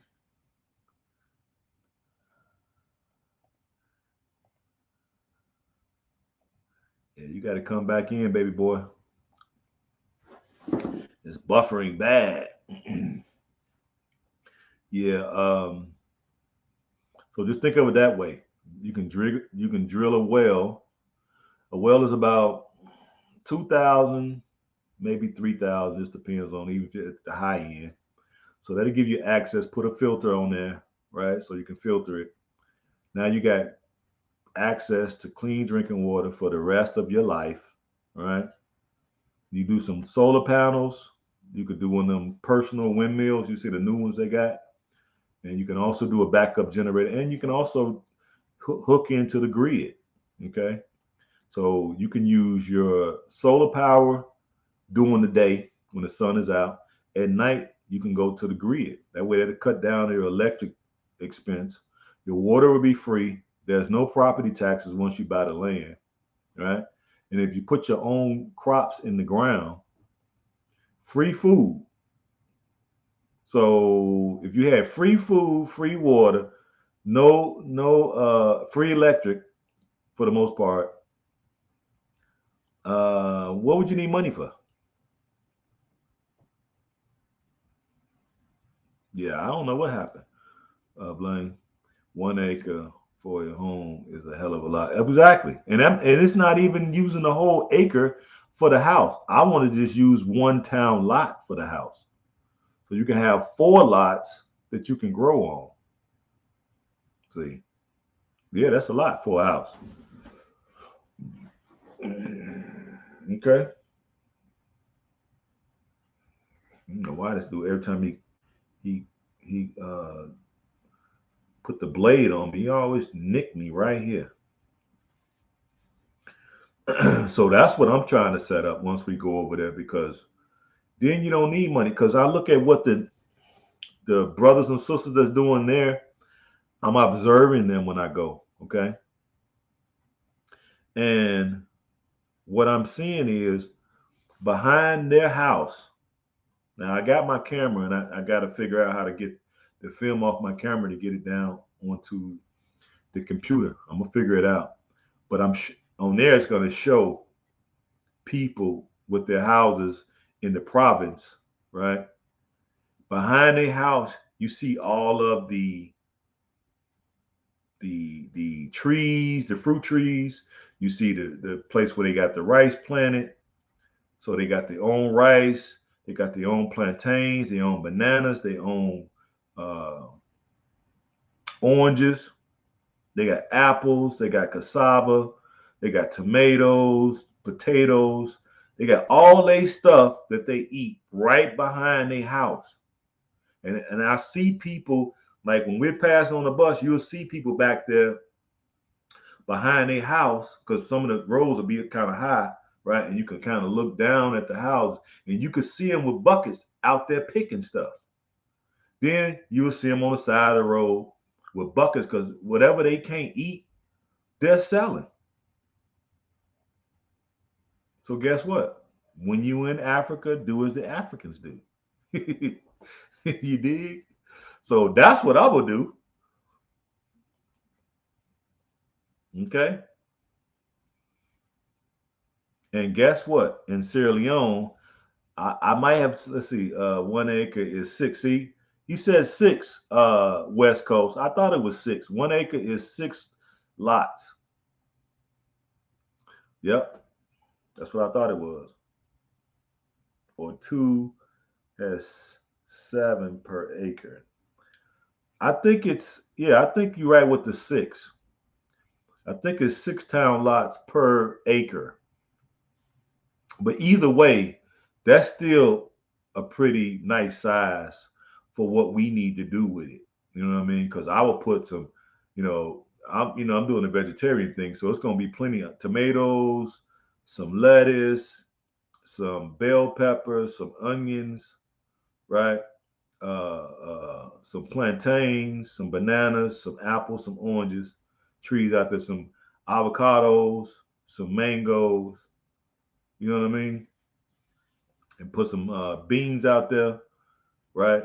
Some black eyed peas, put some green beans, pintos, maybe some great northerns. I'm gonna be out there throw down some rice, okay? Or I just buy rice from the neighbors. You know what I mean? Time for us to communicate. Ah.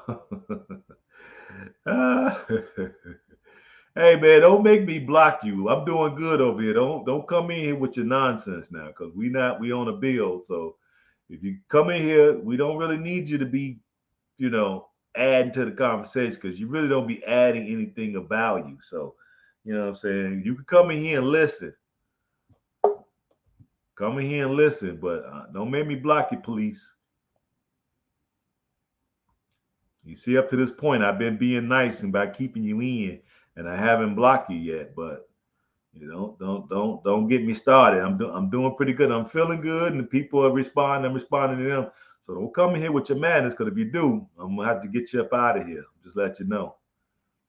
Blaine, I don't know what's going on with your stuff today, bro.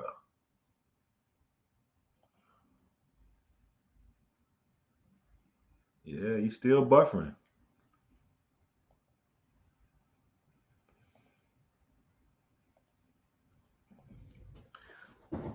Save, save Texas history. uh, you talking, my talker. Well, yeah, that's. I'm just going by my assessment. I'm sure Juma can he can add to that because he's been to Africa with me on several trips, and the people don't really need a lot. Okay, if you had it set up the way I'm suggesting it, you don't really need much money. So people thinking that you need to have millions of dollars to go there and to live a certain type of life, not really. It'd be nice to go there with that kind of money, but you really don't need that much, especially if you had control over your own food, control over your water, and control over your own power. You don't really need a lot of money once you got control of those three things. And you can control those three things in Africa, right? Here, you probably can't because they try to outlaw it here unless you in the mountains of West Virginia some damn way. I'm a fruit and veggie, eat less meat. Yes, exactly. Older you get, you want to cut off that dead carcass. He's using that Obama internet. Obama still got into that jumping off. Oh well, it's not working. I don't know why it's not working. What are you using your cell phone? What are you using your cell phone? I don't understand why it's not working. Sure, it should be working real good. I'm at the crib. You know what I'm saying? I got Wi-Fi, baby. You know what I'm saying? I got that good Wi-Fi. You notice I haven't been buff. Hey, if y'all notice, I haven't been buffering at all, right? So I pay the cost now, so it ain't that bad. I got a Earthlink through AT&T, so it's like $60 a month. Oh yeah, it's probably a cell service. That's what it is.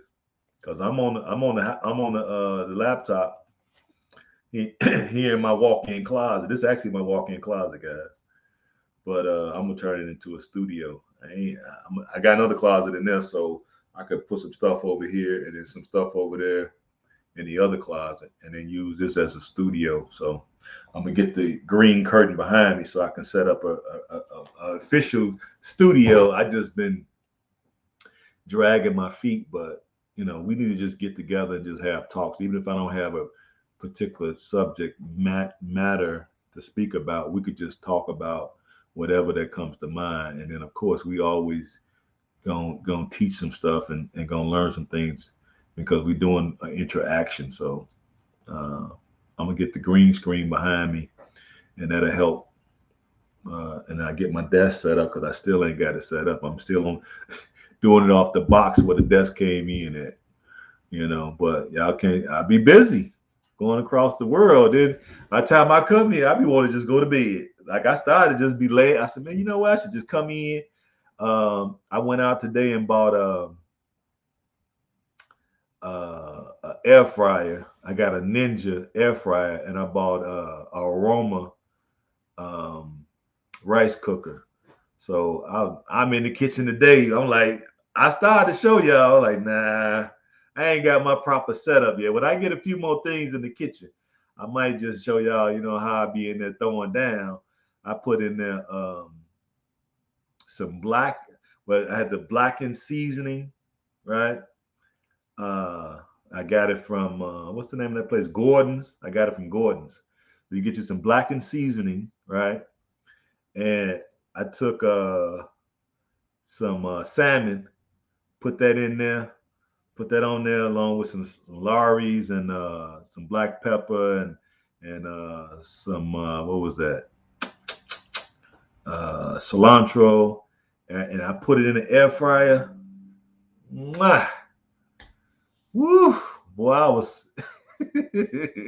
You talk about fucking up some fish, boy. Because you know I ain't been eating fish my whole life. I just started, like in the last what 18 months. So, I'm 56, so I have never ate fish until now. So I've been like, I'm doing all these new things. Let me just try. Now I can't eat a lot of it. Now I can eat that, the barracuda and the butterfish. That right now that's all I can do. I can't do catfish, can't do buffalo, can't do tilapia and all that other stuff. No, no, can't do none of that. Right. So then I got the aroma rice cooker, which is a steamer as well. So I got some broccoli florets and put them in there, season them really good, and steamed them. Man, I'm like, I was feeling so good, and then I had about two of these. I got me get my ginger beer, two of these. I was like, you know what? I'm feeling good. Let me come on and talk to the people. Let me come on and talk to the people today. Sure, I'm feeling good. That fish was off the chain. I have been watching videos about air fryers, and I used to think, oh, it can't really work that good. Man, them things work. Now, I do. One thing it did do, it puts off a lot of smoke, and it triggered the smoke detector. So I had to take it off and put it on the back porch where it's cold at. That's the only thing. But I put it right by the exhaust fan, and that was able to suck the smoke out to outdoors. But that's the only bad thing about these air fryers, that they give off a lot of smoke. I'm gonna test one more thing, different browser. Okay, yeah, test a different browser. That might work. A little something, something. Yeah, yeah, exactly, right. I'm going to try that in the air fryer. Yeah. What what do you make in air? You can make everything. So instead of frying, like anything that you would fry, uh, uh, Juma, you can put in the air fryer. So potatoes, like say you do French fries, you could do tater tots, you could do baked potato, sweet potatoes in there. You can do fish, you can do chicken, you can do pretty much anything. Pretty much, I've seen asparagus in there. You can roast veggies in there. You can put some cauliflower, some broccoli, right? But I chose to put it in the steam. I like my veggies steamed with nice seasoning on there, and then put some coconut oil as instead of using butter, I use coconut oil. Yeah, frying is not my exactly. You don't want to be frying food, especially with us. Most of the people that come over here on the channel is people that's a lot more mature. So yeah, we need to like definitely eat better, because if you look back at the greats, if you notice they always have health situations as they got older. Look at everybody; they all had health issues. So we should learn from the generation before us, and that's what made me start getting into this health thing when I started looking at my uncles and my aunts. You know what I mean? They all, to me, died prematurely, and it was all from complications around food, diabetes, high blood pressure, strokes, heart attacks, um, and so me seeing that as a child and dealing with it as a young adult and as an adult, I said, you know what? And to see how they was looking and how they was, feeling, and really couldn't do anything about once their health started failing. And I just thought back to how I remember them eating my whole life. And I realized like they never put the brakes on none of that shit that they was eating. All them tater chips, all them pops, meat every meal, breakfast, lunch, and dinner. No veggies hardly. You know what I'm saying? Wasn't exercising. Never saw him working out. Never saw him really walking. Never seen him going to the gym. Right? Just meat, and soda. And they never put the brakes on. Never once it dawned on them that they need to clean up their diets as they got older. Never dawned on them. So guess what? God put the brakes on for them. And I said, yeah, I don't want that to be me. If I can help it, you know. Yeah, yeah, exactly, curly girl. Yeah, meat is hard to digest. Exactly, because you really don't digest it properly. You eat meat, and then they was eating meat every meal. In the morning they probably had like bacon, eggs, sausage, right? For lunch, ham sandwich and a bowl of soup. Then for dinner, pot roast. So you do that for 50 years, and you ain't gonna be able to get out of the bed. You gonna be in a wheelchair, right? If it don't get you at 50 because you just got hell of a genetics or whatever, then it'll catch you at 60. You don't have gout, freaking high blood pressure, right? Nah, no. All kind of pills you've been taking that you got to pay for, synthetic, because you go to the people in the lab coat, aka doctors. Ain't that a joke? AKA doctors, right? They're gonna subscribe you a whole lot of synthetic medicine. Never mind the fact that you're organic organism. So, but they're gonna give you synthetic medicine, and that's supposed to cure your ailment. They never tell you about nutrition. They skip right on past that and just start subscribing you synthetic medicine. And then we're so brain dead that we allow them to do this. So I say, you know what? Let me take a little bit more responsibility for my health. You are responsible for your health. So you have to be good stewards of it. At some point, even if you've been eating terrible for the last 40 years, at some point, wisdom should kick in. And you says, you know what? Maybe I should clean up my health. So some of these newfound products are pretty good to help you do that. Okay. My family say I don't eat. I just don't eat. Exactly. Yeah, exactly, right?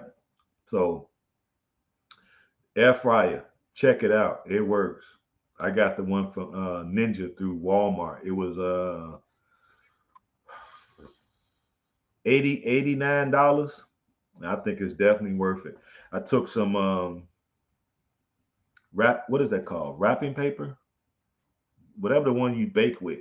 I got some of that. I seasoned, right? I seasoned the the fish, put it on that wrapping paper, then put that inside the tray. I preheated it first for 15 minutes. Then I put the meat in there. I put the fish in there, put it in there. I set it because it got like a little cheat sheet, right? Say for fish, 20 minutes. So I put it in for 20 minutes after I preheated for 15. At 10 minutes, I flipped it, right? Got both sides. I mean, it was moist, and I, man, hey, what they say, it was slamming. I'm like, man, I ain't know it could be that good. Oh my God, man, they done fucked up, boy. So now I gotta find me like a butcher. I don't know. I might have to find like a butcher shop or something where I can get some really good fish, right, fresh, and buy it fresh and get it in a nice quantity. And that way I can do some meal preps. That way I can, I could be eating the way I want to eat on the road, so I can meal prep. Let's see. I want the link to the video you mentioned on a previous live about growing a lot of food in small spaces. Okay, yeah. Um, I'll have to look it up. So send me an email. Send me an email, and I'll have to look the guy up again. Yeah, because the guy I was watching, he was in Arizona. Let me put in the chat. He was in Arizona, and he had 1 acre, and he was saying that based off of crop rotation, that he could um, plant enough stuff that it could feed 10,000 people with 1 acre. And based off of the way he had that garden set up in Arizona, which supposedly you can't grow stuff in Arizona, but guess what? He was. And he had it all over the place. They go to email again. So email me so I can look him up because I can't think of his name. I think he moved out of Arizona. Last time I went on his channel, he moved out of Arizona. He's somewhere else now. And he bought because he YouTube rich now, so he bought a York, what they call it, York, one of them tent deals, and he's out. I don't know if he's in Wyoming or somewhere. Him and his girl or whatever.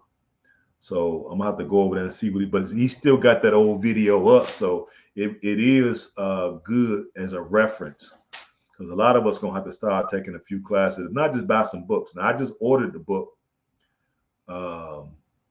What is it called? I told you I was gonna do a review on it, and if it's good, then I'll recommend it to y'all. But I think it's called Survival Gardening.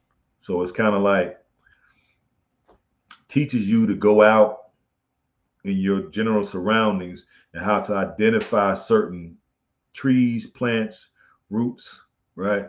And the ones that's edible, and how to splice and cut those in such a way, and you can plant them to grow fruit and grow food. So it's kind of like a survivalist gardening hack. So I ordered the book. Actually, it's a series, 3 books, volume 1, 2, and 3. So I think I ordered them about 3 days ago. So hopefully I get them next week. And so I'll do a quick review on them. I'll look through them and then bring it to you all so we can do a quick review on it, because based off of what I saw on the advertisement, it seems pretty interesting. So even if you don't know how to do a lot of gardening, now it's time. We got access to books. We got access to YouTube, right? We got access to encyclopedias, all kind of stuff. So we can get it done. We ain't gotta we ain't gotta go to college for this mess. A lot of us probably got a green thumb and don't even know it, because whenever we do something, we usually do it. You know what I'm saying? And it don't take us a lot. We just naturally talented. So if that's something that we decide to actually focus, like put our focus on, I already know we're gonna have monster kale, you know what I'm saying, rainbow kale, you know what I'm saying, big ass squash this big. I already know what I'm gonna have. Well, once I start, man, put my foot in it, and I like eating too. And then based off of how much I'm producing, you can set up a farmer's market, right? And then outside of that, a restaurant. Do maybe a smoothie bar mixed with a cafe where you got a little finger food, have some TVs in that joint with the football, because African continental brothers love their football. We're going to do a seminar in the fall on homesteading for us here. Really, who's gonna do it in the fall? I mean, who? What person? Or is it a group? Yeah, because homesteading is important. Because it's a couple cats. It's another white dude that I used to look at. I can't think of his name. He was a really good grower too. He used wood chips. I'm gonna have to get back to his channel too. And he was doing a lot of organic feed. He was feeding his chickens all organic stuff. So those eggs were really big and really tasty. Because I definitely probably would sell eggs once I get to Africa. Because if you get enough chickens, you can sell eggs every day. You know what I mean? Sugar Shack Farms. Okay. Seems like I heard Sugar Shack before. They probably be over there on what's my man name? Lead Farmer. I think I remember him saying something about Sugar Shack. Sugar Shack. I wonder where I know that from. Is that the brother? Is that the brother down there? I know it's a brother in Louisiana that does a lot of growing. I can't think of his name. I'm subscribed to so many channels. I haven't even really. I don't even get a chance to watch people no more because I be so busy behind the wheel of the truck. You know what I'm saying? Shoot, they keep me busy. Man, I came back. Let's see. I came back on a Monday. I was in the truck on Wednesday.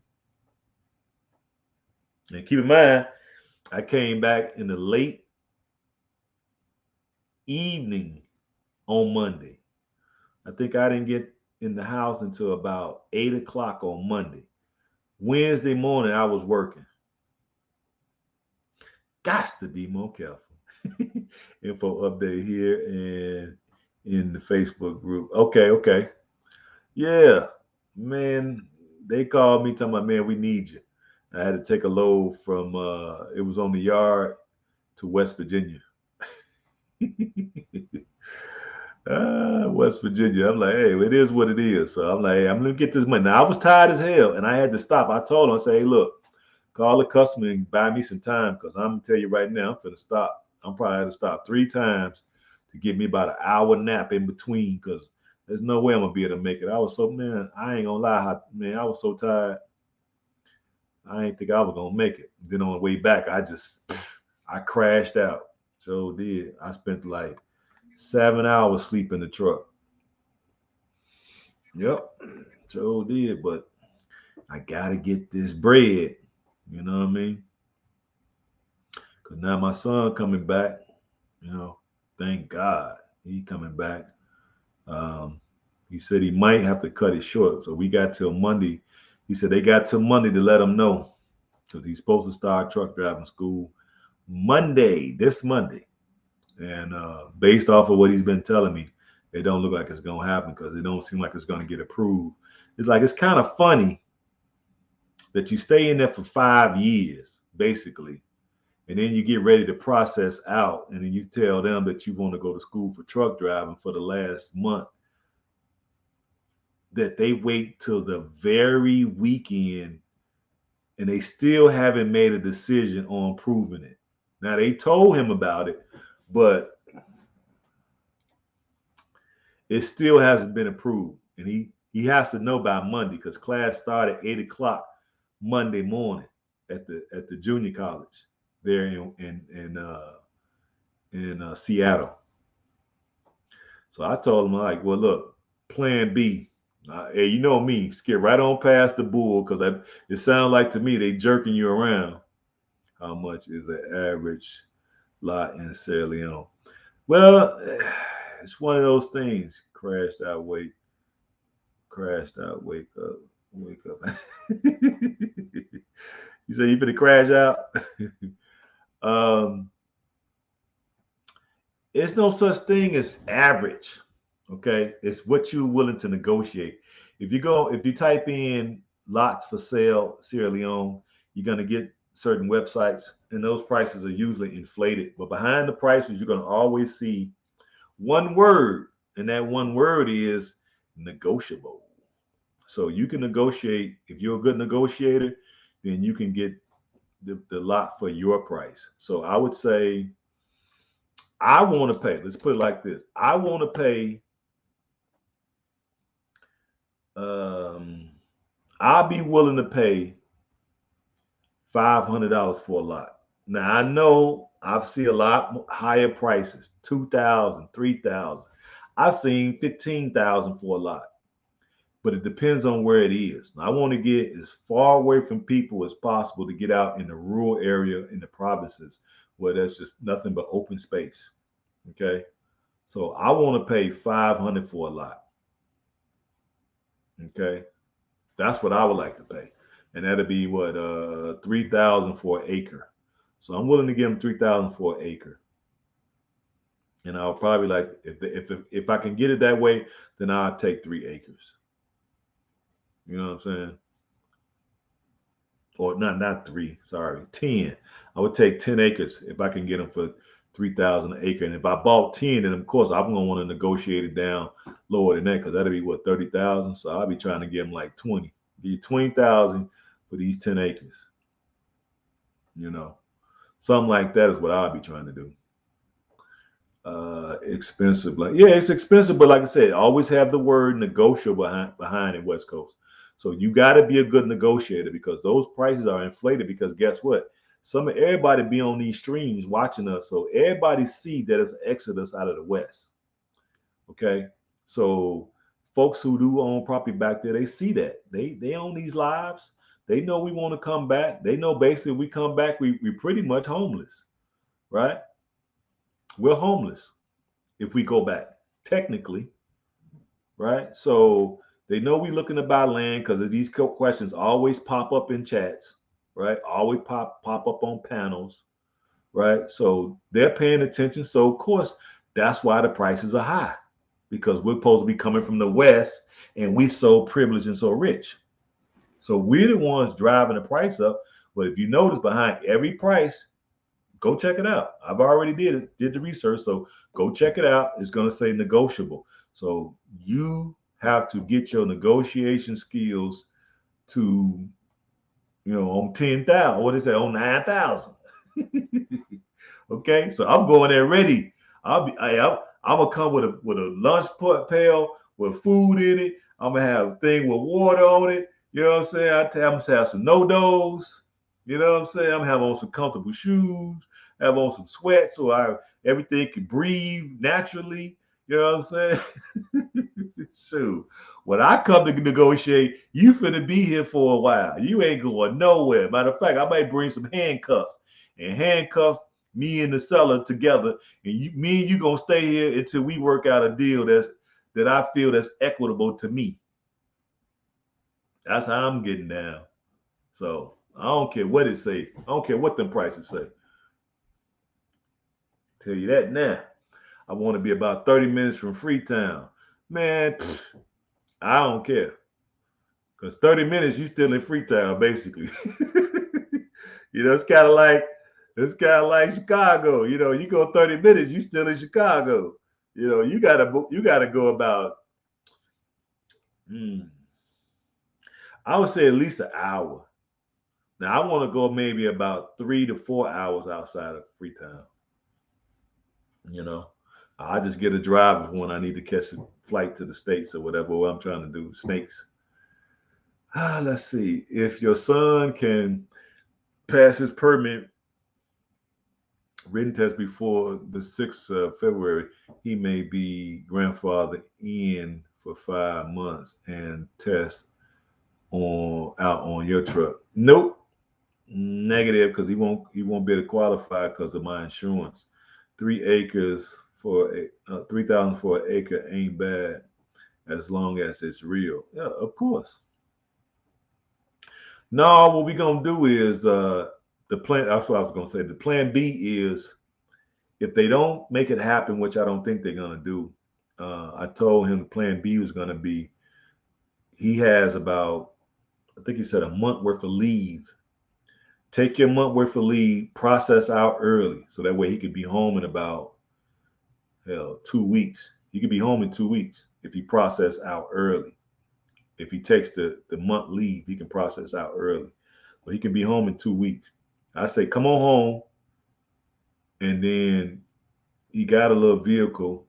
You can run Uber and Uber Eats here in Indiana until it's time for us to go on the trip. Go on the trip, get your citizenship, visit your people. Hopefully, we find a young sister for him to court, and then we come back, and then I'll just send him to one of the schools, or one of the company that has a school. That way, we ain't even got to pay for it, and he can have this. He can have his license in about 2 weeks and a job. Okay, because he can't work for me right off the back because of what I do, but he has to get at least a year experience. So I'm gonna probably tell him to go to Prime because they have a tanker division. Y'all know I do tanks, chemical tanks. So they have a tank division, but it's food grade. So they're doing like canola oil, corn oil, vegetable oil, coconut oil, stuff like that. So, but it's still similar The process is similar. The tanks are configured sort of similar, so it would give him a real leg up, so he can be on this end. So after he do a year doing that, then he can switch over to where I'm at, and then I will be able to train him on chemicals, and then we can both be getting this big money. So we're looking to team up together to take that money over to Sierra Leone, and that's why I said we can buy pretty much whatever we want, but I'm gonna be negotiating my ass off because I'm not playing. I'm not playing. Them prices don't scare me because I need to know why you asking for the. So this land better be cleared. You better have wells dug. So if you get there and it's just flat, just land, nah. See, you're just trying to take advantage of the fact that you see an exodus worldwide out of the Western powers, and you just looking to gouge people on the land. That's what it is. I mean, but you really can't blame him because chances are, if I was born on the continent and I was in all these chat rooms and everybody talking about land, guess what? I'll be out to get you to not get you in that way, but I'll be like, okay, if I would normally charge 1,000 per lot, I would charge 2. And then I'll put the same thing, negotiable behind that. Okay. Because chances are most people gonna want to negotiate it down. And then you might say, okay, let's negotiate down to 1,500.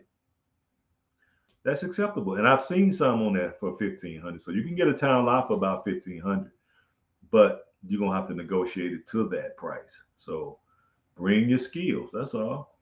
You know, bring your skills. Ask them why. And if they don't be able to give you a good reason on why or how to justify that price, then ask them, okay, I tell you what, I will pay your price, but contingent upon it being a well on the property, contingent upon the property being cleared, contingent upon the fact that you have power going from the grid to that land.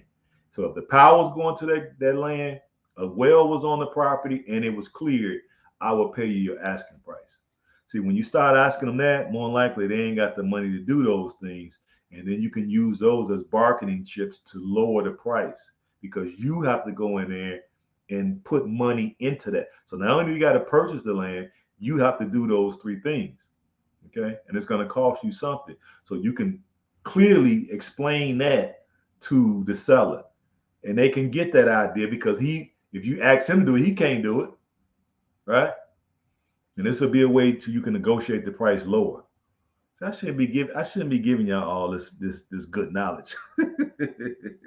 I shouldn't be giving all this stuff away. I should be charging y'all. Well, matter of fact, where's my Cash App at? Let me see if I put the Cash App up in here. Let me see. Cause y'all be wanting to just get all the game for free. And they say the game is supposed to be sold, not told. You dig? They go to Cash App if anybody's inclined. And matter of fact, this show is sponsored by Mr. Street. Yep. Derwin, is it Derwin? Derwin Street. Shout out to him. Today's stream is sponsored to that brother. I don't think he's in the chat right now, but shout out to that brother. He sponsored tonight's show. We appreciate your Cash App from the other day, my brother. And this stream is for you. So if you have any further things that you would like me to cover, please email me. I think you got my email, and I'll cover them. 4 hours away, yeah. You might run into them rebels. That's cool. That's cool. I'm gonna get me a pipe, so they might run into me. Hey, they might run into me. I ain't worried about no rebels. You know what I'm saying? Because when it come down to it, I'm a rebel. So hey, it is what it is. You come on my property, guess what? I got something for you. Just know that I got something for you. You know what I'm saying? I'm peace and hair grease, but at the same time, you know what I'm saying? I turn the piece into you can easily turn it around. You know what I'm saying? But no, I've been out to the provinces of West Coast, so it ain't no static out there. You know what I'm saying? I know if you haven't been there yet, you might be thinking like a term along those terms, but you don't see no static out there, man. It's just a bunch of places that because you want to go where that land is cheap, man. If you get close to Freetown, you're gonna pay. You're gonna pay because you're paying for the city conveniences. You know, even if they're not to your standards or whatever, you still gonna pay because of that. Just like if you're trying to be by the beach, you're gonna pay. Yeah, peace and hair grease. Yeah, I'm peace and hair grease, but at the same time, now you come on playing in games. If it's me or you, it's gonna be you. That's my thing. It's gonna be you. So that's my thing. It's always red tape for us. Yeah, it's gonna be red tape. Yeah, you already know. Now the government, the rumor is the government is thinking about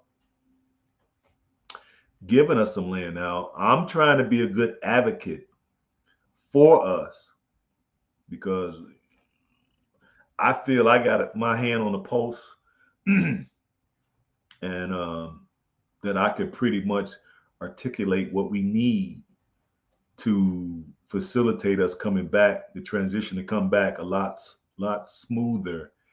And I posed it to a few of my comrades there, colleagues there, that more of us will be willing to come sooner, you know, than later if we had certain things. And one of those things that I told them is that one, if we came at this present day, we would all be homeless. And that kind of hit them like a ton of bricks. And that's what I intended, I intended for it to hit that way, right? We would show up with our bags in hand, literally homeless with not a place to go. And I don't think that's being too dramatic, okay? Because it's the truth. So that is the concern that I want to pose to people in the government who are interested in us coming back, but we don't really have nowhere to go. So they a rumor is going around saying that they're thinking about giving 100 acres and for us to pay like an administrative fee or a processing fee of $1,000. So I'm like, I would definitely pay that. Okay. So I don't know how true it is. I have to kind of weigh it out. I need to find out who said it, when they said it, who was present, who bear witness to them saying it, and then hopefully to get that person in the room so I can question them. That's what I'm trying to do. Now I don't know if it's gonna happen, but that's what I'm putting out here. So maybe it may happen, or at least it could get back to the person who said that, and then it can get to the people in the higher up to because there's plenty of land there. I mean, plenty unoccupied. Okay.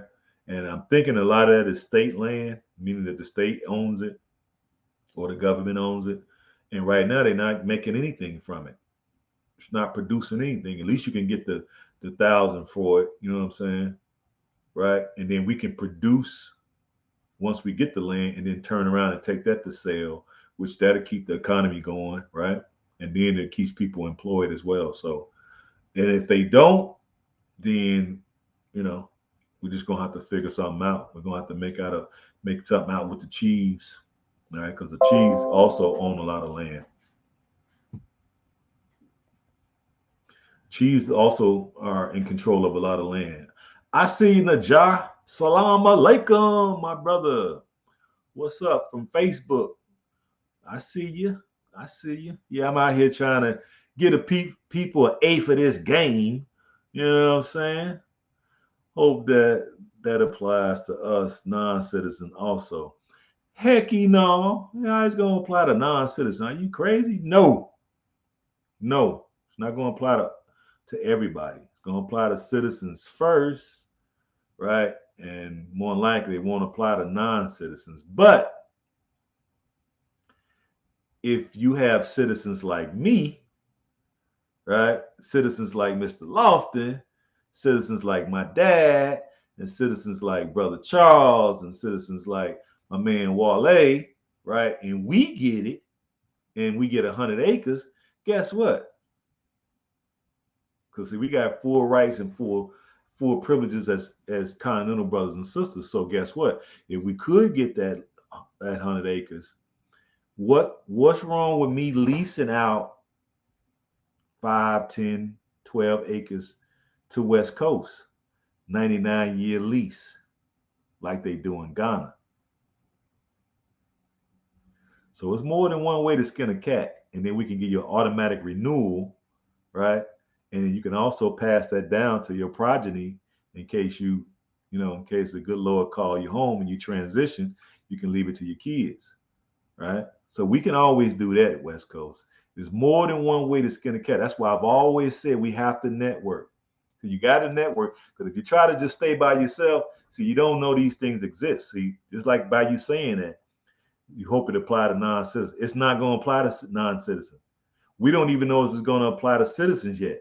It's just a rumor until we find out otherwise, right? Now, I've heard people tell me, but I don't believe nothing until it actually is in my hands. So to me, it's just a rumor. That's why I'm classifying it as a rumor. And I'm going to try to get to the bottom of it. I see you. I see you. What's happening, Jack? Got Facebook in here. We got Twitter in here. And we got YouTube. Boy, who say you can't teach the old dog new tricks? Hey, look what I got on the jar. You see it? My two favorites. You did. He woke Ali was my favorite. And then once I read the autobiography of Malcolm X when I was in county jail, that's what really woke me up. That's what made me want to be a Muslim after I read that. Like, I gotta come to the light. I gotta get rid of this government slave name. You know what I'm saying? You dig? Your life longer than 99.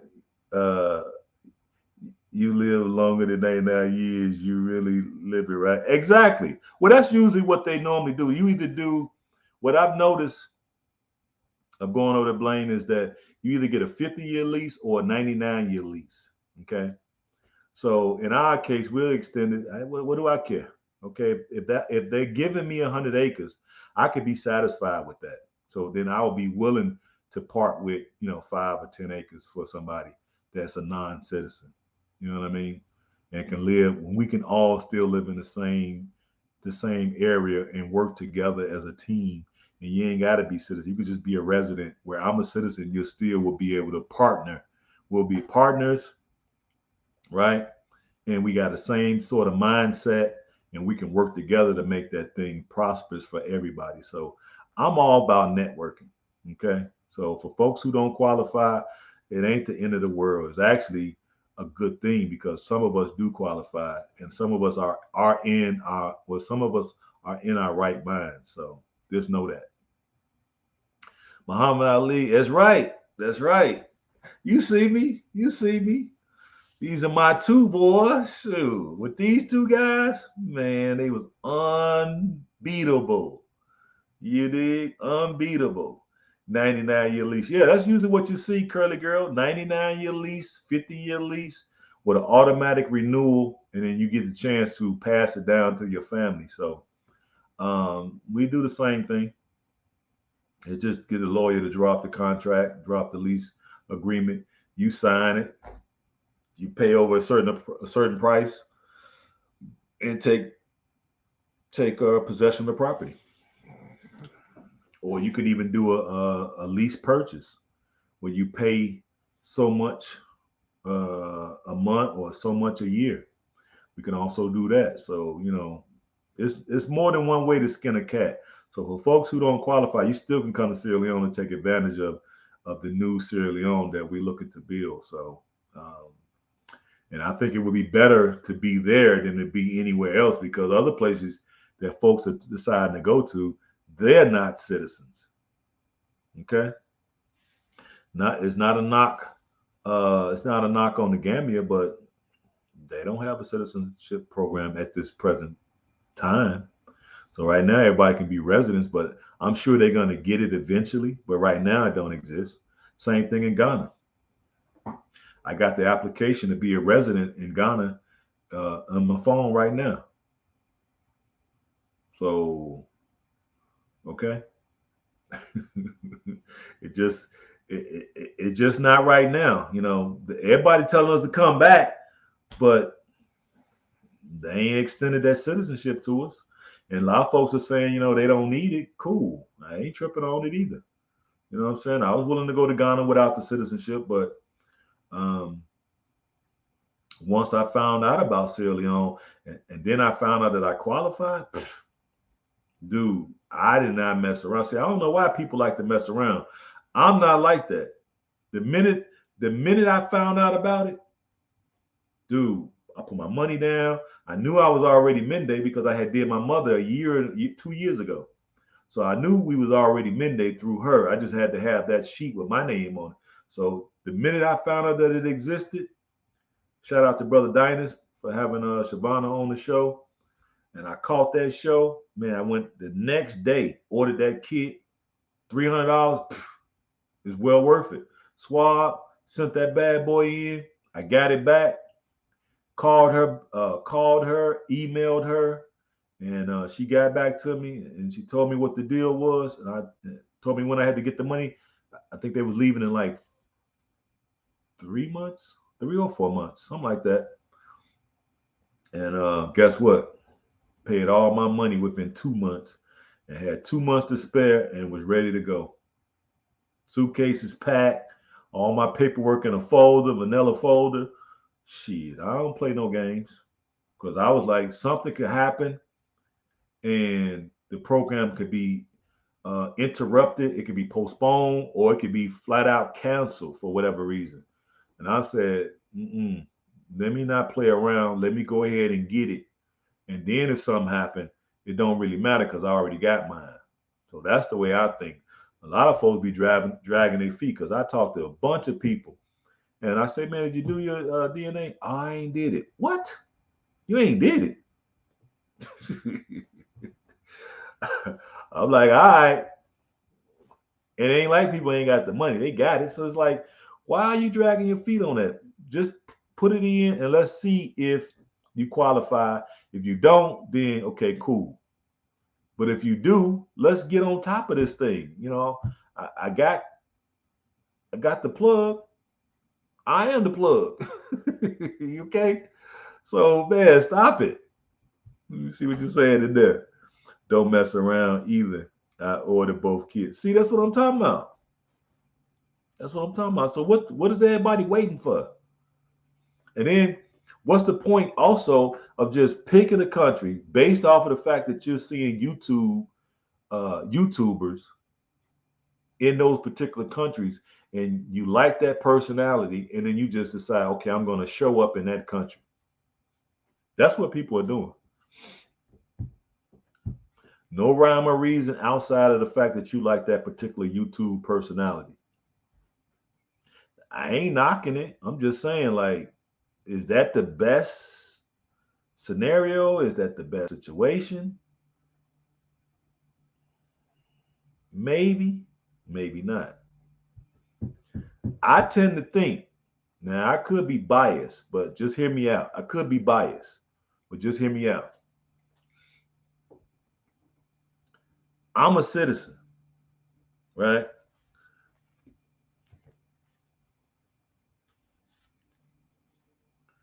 I'm a citizen with the full benefits, right? Even though I don't live there yet, once I'm living there, I'm going to have a lot more access to the country, right? Where other folks that's going to certain other places don't have access like that. And in the YouTube personalities that they're going to these countries to meet, to greet, to associate with, to repatriate to those particular countries are also not citizens. Now that's not a knock on them. I'm just saying just stating the facts. That's why this program is so freaking wonderful for us. Because now I got it, and it's about 12, 15 other cats that I hang around or that I'm cool with. We all have it, and we all plan to move back, and we all stay in contact with one another. So if we have it, and we have a similar disposition where we want other folks to benefit, we want other people to join in, we want to network and team up with other folks. It ain't like we freaking filthy rich. So we could be if we join together. And so for folks who not people who don't qualify, we want to make sure that if you have like minds, you still have an opportunity, right? Because now you have a citizen that know your particular struggles. Where if you show up to certain other countries, a lot of folks, the continental brothers and sisters, don't quite know our struggles. They really don't. I have heard of a minimum percentage a person must have. Um, what I say to that, Blaine, is do the test. We submit the test along with the application to the powers that be in Sierra Leone and let them determine. Let them say yay or nay. We really not in no position to be speculating nothing. Okay.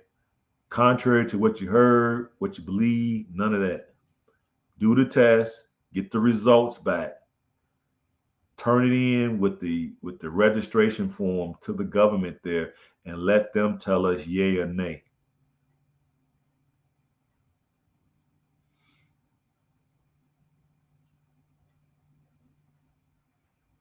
That's what I say.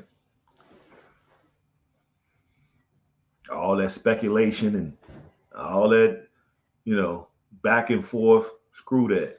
Send it over to the powers that be and get it in front of the Monuments and Relics Commission and the other immigration, right? Cultural affairs. Get it in front of them and let them determine, let them tell us yay or nay.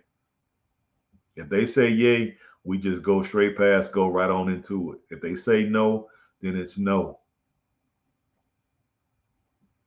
But all that speculating is a waste of time. Until you are able to put that paperwork in their hands, all of it is just hearsay. And we shouldn't be operating that way. Okay. I'm telling you, do the test, get the results. If it says you're from any of the tribes, I don't care what the percentage is, let's turn it into them and let's see what they say. If it's no, they're gonna tell you. They're not gonna play around. They're gonna say no, you don't qualify. And if that's what it is, that's what it is. But you still can come because I'm gonna be there. Mr. Lawson gonna be there. Brother Charles gonna be there. Wale gonna be there. We got quite a few folks gonna be there. Okay, and we've already made a pact that we gonna stay together.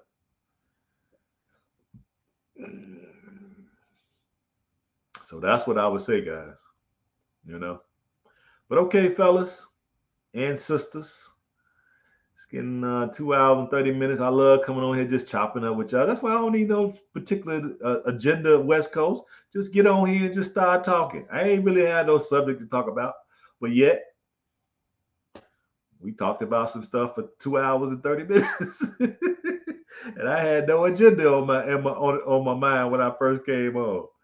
You have to use African ancestry. 23andMe won't tell you a tribe. We still doing 23andMe as well. We know it doesn't tell a tribe,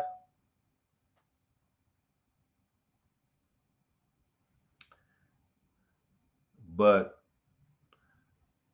we still should submit it.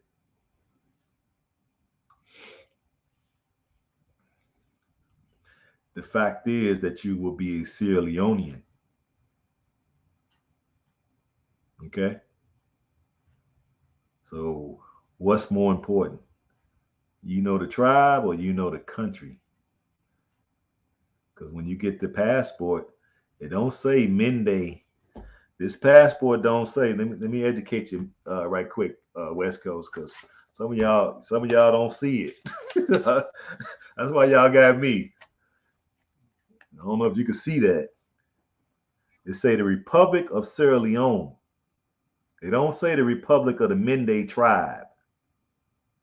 Do I need to repeat that? I'm sure I don't.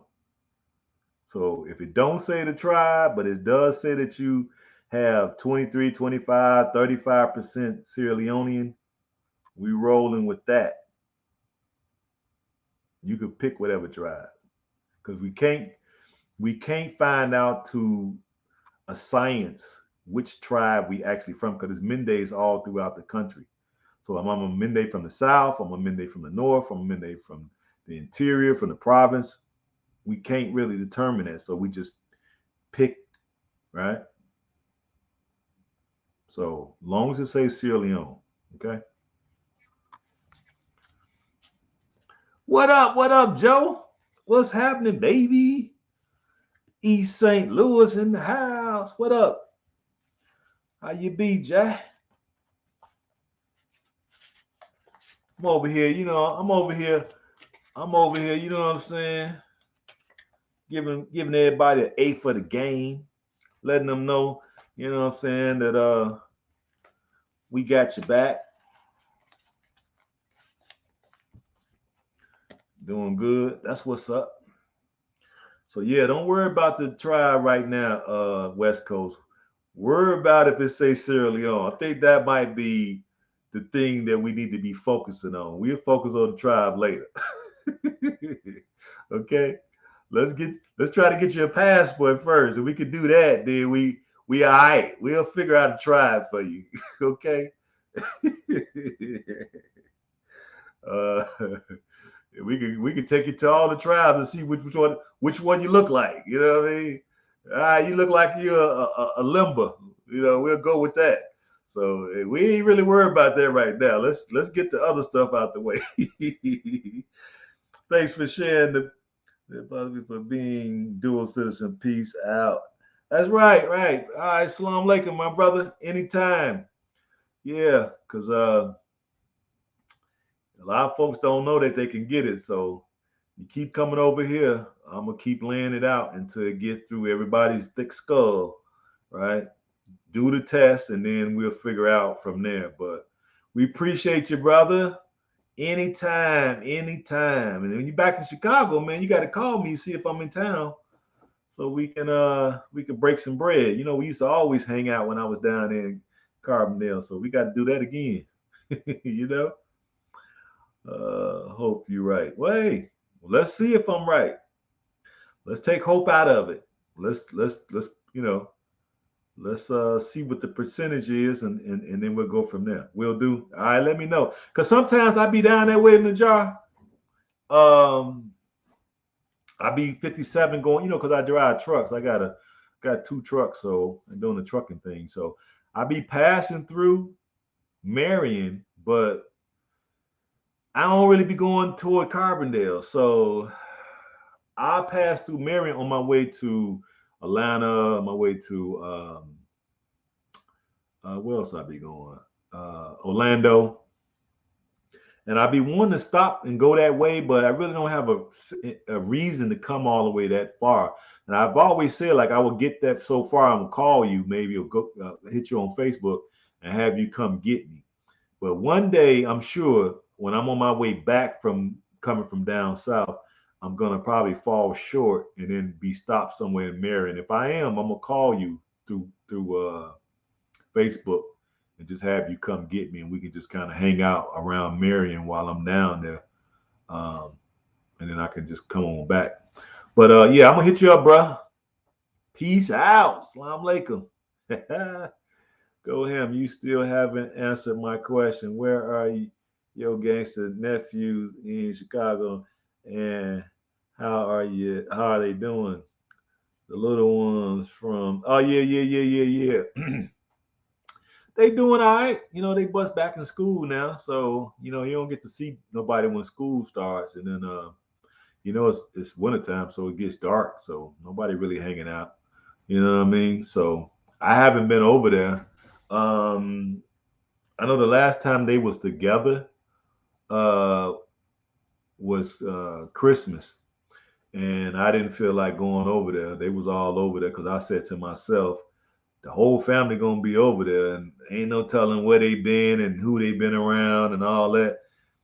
And it'd be just my unfortunate misfortune that somebody have COVID over there, and I might get that. Probably not, but just the fact that I'm so paranoid at this point. I've been doing so well not to be sick, all these this 2 year period or whatever since this stuff kicked off. Um, and I've been rolling, making my money, so I don't want nothing to interfere with that. So I passed on Christmas, but I'm sure I would have saw him if I went over there. So I haven't been over there since the last time I was on video with them. So that's the answer. But I'm sure they good. Yeah, I mean, I'm just trying to be safe. I take my, my zinc and my vitamin D, my vitamin C, um, my turmeric, my elderberry. I take my sea moss. I got sea moss gel. Um, my bladder. I take all that, you know. But I'm not trying to get sick. Money been rolling like clockwork. I ain't trying to stop that money from rolling. So sickness ain't in my future. Sickness is not in my future. You know, now I got 3 more trips to pay for, so I gotta keep the wheels rolling. You know what I'm saying? I gotta keep the wheels rolling, so I gotta stay clear, folks. You know, shoot. I got the April trip coming up to Sierra Leone. All right, y'all gotta let me know if anybody want to go too.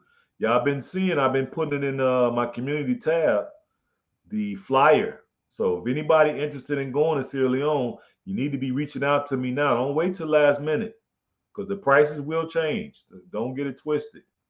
I'm supposed to find out the final tally tomorrow, but it's going to be sort of what it was this time, probably just with a little bit more because the airplane or the airfare is going up because of the travel situation.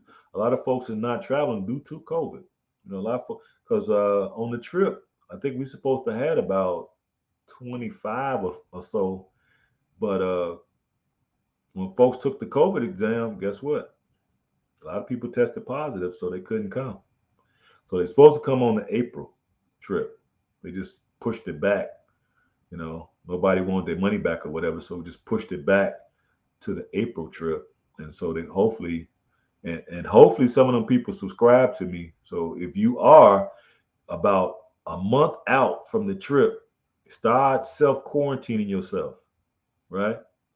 Try your best to stay away from folks. Wear your mask. Get the N95 or whatever it is. Get that mask. I got a bunch of them in here somewhere. I got a whole case of them in the pantry. Um, take your antivirals, right? Wash your hands. Go overboard. So that way, when it comes time to go and you have to take that final COVID exam, you're gonna pass and be able to come on the trip. Because I know people was heartbroken. I was broken for them that they couldn't come. You know, I had talked to a few folks on the phone, and I'm all geeked up, and then they couldn't come. So I know that's heartbreaking. Y'all know me.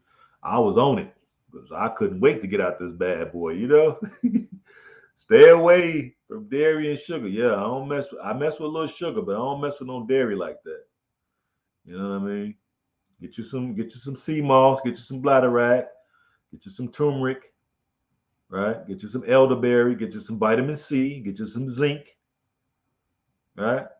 These are all things that you can get and can be taken. Plenty of water, rest, exercise, get you some salads in your life, right?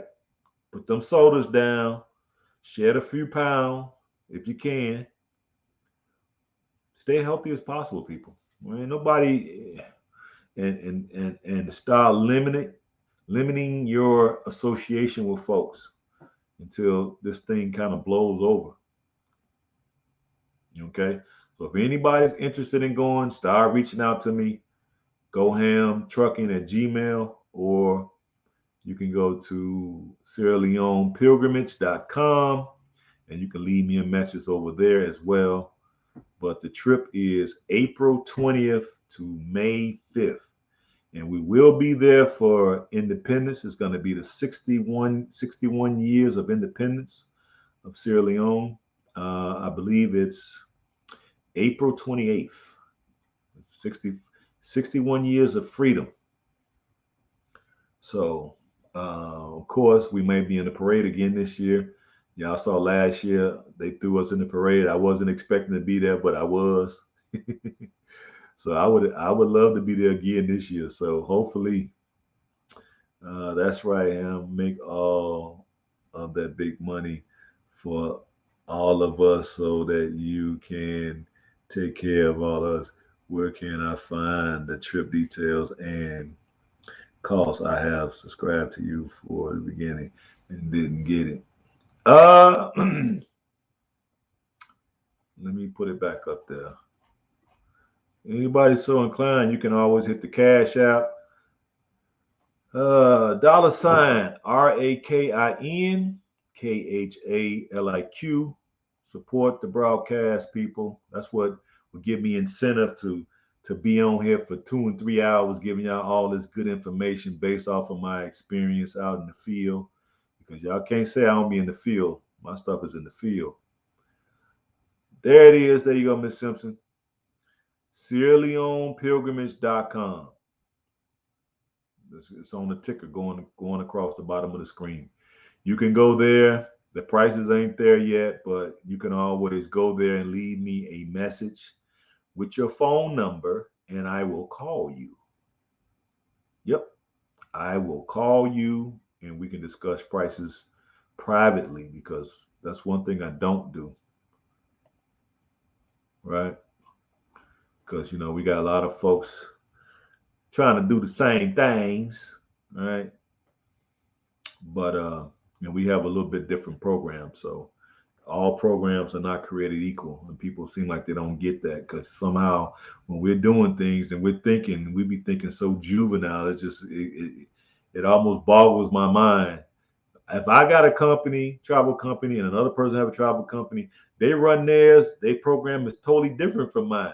So the cost is going to be different. People think you're comparing apples to apples. No, it's apples to oranges. Okay? If that person has a company, I haven't talked to this person. I don't know what they doing. I don't know where they taking you. I don't know what hotels y'all doing, what kind of food, what kind of airfare, what the particular flight, what company they're using, what kind of bus they're gonna get, the tour guides. I don't know the excursions you're going on. I don't know nothing. But people be thinking the prices are close to the same, so everything is equal. Wrong. Everybody sets up their program different and have different costs associated with the way the program has been set up. So I don't know where people be getting these ideas from. I'd be like, just want to pull my hair out.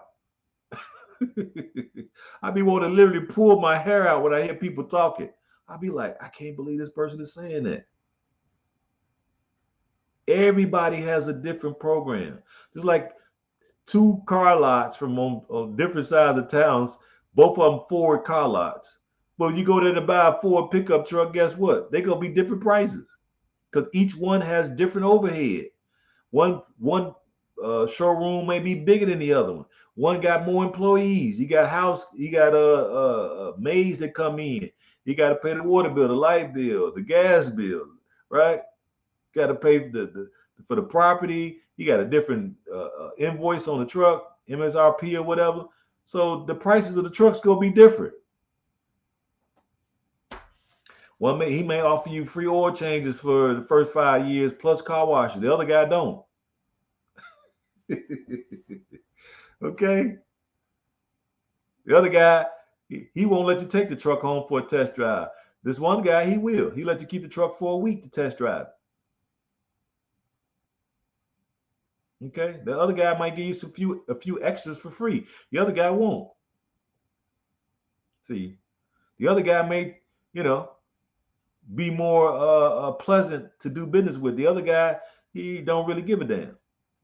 So I don't know how people be trying to compare things. I don't get it. But that's the reason why I don't talk about price across the airwaves. You want to know price? I want to get you on the phone, and I want to know your intentions. I want to see how much how far you done came. Did you do your DNA? That's the first thing we're gonna ask. So if you ain't did your DNA, hey, you need to do that first before you start talking about prices, because you haven't even put forth an ounce of effort to see if you even qualify.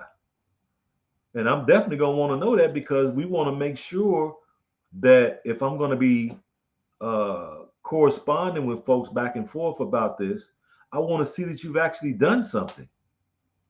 Did you at least do that? Or are you going to just get me on the phone and then we're just talking for hours about this and that, this and that, this and that, this and that, this and that? Then when I'm going to get down to the nitty gritty and I'm going to ask you, did you do your answers? I ain't did it yet. I'll be like, click.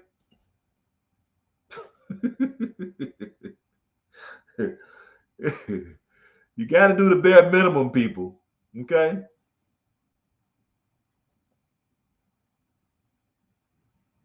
Yeah, they probably exactly. And I've met people like that too, Wesco. I'm talking to them. They sound like you know, I'm black and I'm proud, right? You got a passport? Crickets. Oh, I was planning on applying for it next week when I got my check.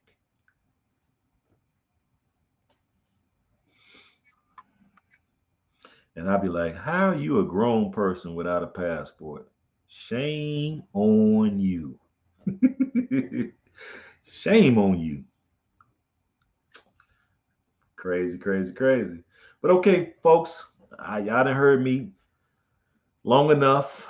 I think you all done got some good information out of today's talk. I didn't really have no particular direction to go in, but we seem like we still covered some good ground. So I'm pretty satisfied with what we covered. If anybody have any questions about the trip, email me, gohamtrucking@gmail. Um, or you can go to SierraLeonePilgrimage.com and you can email me that way. Leave me your phone number. I'll call you. But I'm going to ask you, the first question I'm going to get out before you get to running off is, did you do your ancestry and what is it? So don't get surprised when I ask you, what is it? Because some people have been, I don't know if I want to tell you that. Well, what? You don't know if you want to. You sound like an agent. You sound like an agent.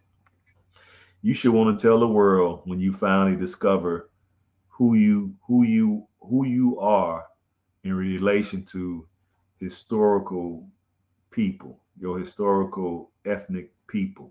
You should want to tell the world. So the fact that you want to hide that for some strange reason makes me think that you're an agent. So I get kind of funny style when people say that. Now I want to talk to you. Now I don't care what you say. Now I want you on the trip. Okay. We should be wanting to find out these things and let everybody know. This ain't a big secret. Okay. Everybody know what happened to us. Okay. So what the hell are what you hide it from me? I'm the one telling. I put all my stuff out there because I don't give a damn. I don't care what people think. This is where I'm at in life. This is what I choose to do. Right. I done did 3 DNA tests from 3 different companies. So you can't tell me all this BS because I've been to 3 different companies. Was it 3? Or was it 2? No, I think I did 2. I did Ancestry and I did African Ancestry. My son did 3. That's what I should say, because he did Ancestry, African Ancestry, and 23andMe. My son did 3. I did 2. And based off of what those things say, these things are a lot more accurate than people want to give them credit for. That's what I would say. And then when he gets here and we sit down, we're going to be able to go back and forth so you can see that it's a lot more validity to those tests than people want to give them credit for. So let's see. Malcolm X said long ago, black people need to have a passport. Absolutely. And some people still didn't get the memo. Because some people still ain't got them, and they overgrown. They grown, and still don't have them, right? They think that's cool to say, but it is what it is. But I'm gonna get up out of here because I didn't talk y'all ear off, but I feel y'all got some good information out of it. Maybe I'm off tomorrow. Maybe I'll put my desk together tomorrow, hit the gym, and come back and give y'all another live. Maybe I can get y'all to participate. But this show was brought to you by, matter of fact, it was a few people now. Brother Street and Brother Joe, because Joe been donating pretty regularly. So shout out to Joe and Brother Street. We appreciate them brothers for bringing this broadcast. Y'all come back tomorrow. We'll try to do about, we'll try to do around 7 tomorrow. Yeah, about 7, because I got to work Monday. So I'm trying to go to work about 8 o'clock in the morning. So I need to be, so we'll get up about 7 tomorrow. So y'all look for me. I might come early. Just make sure you check your notifications and we'll see what's going on. But we'll get on up out of here. Peace and hair grease. You dig? Black African power.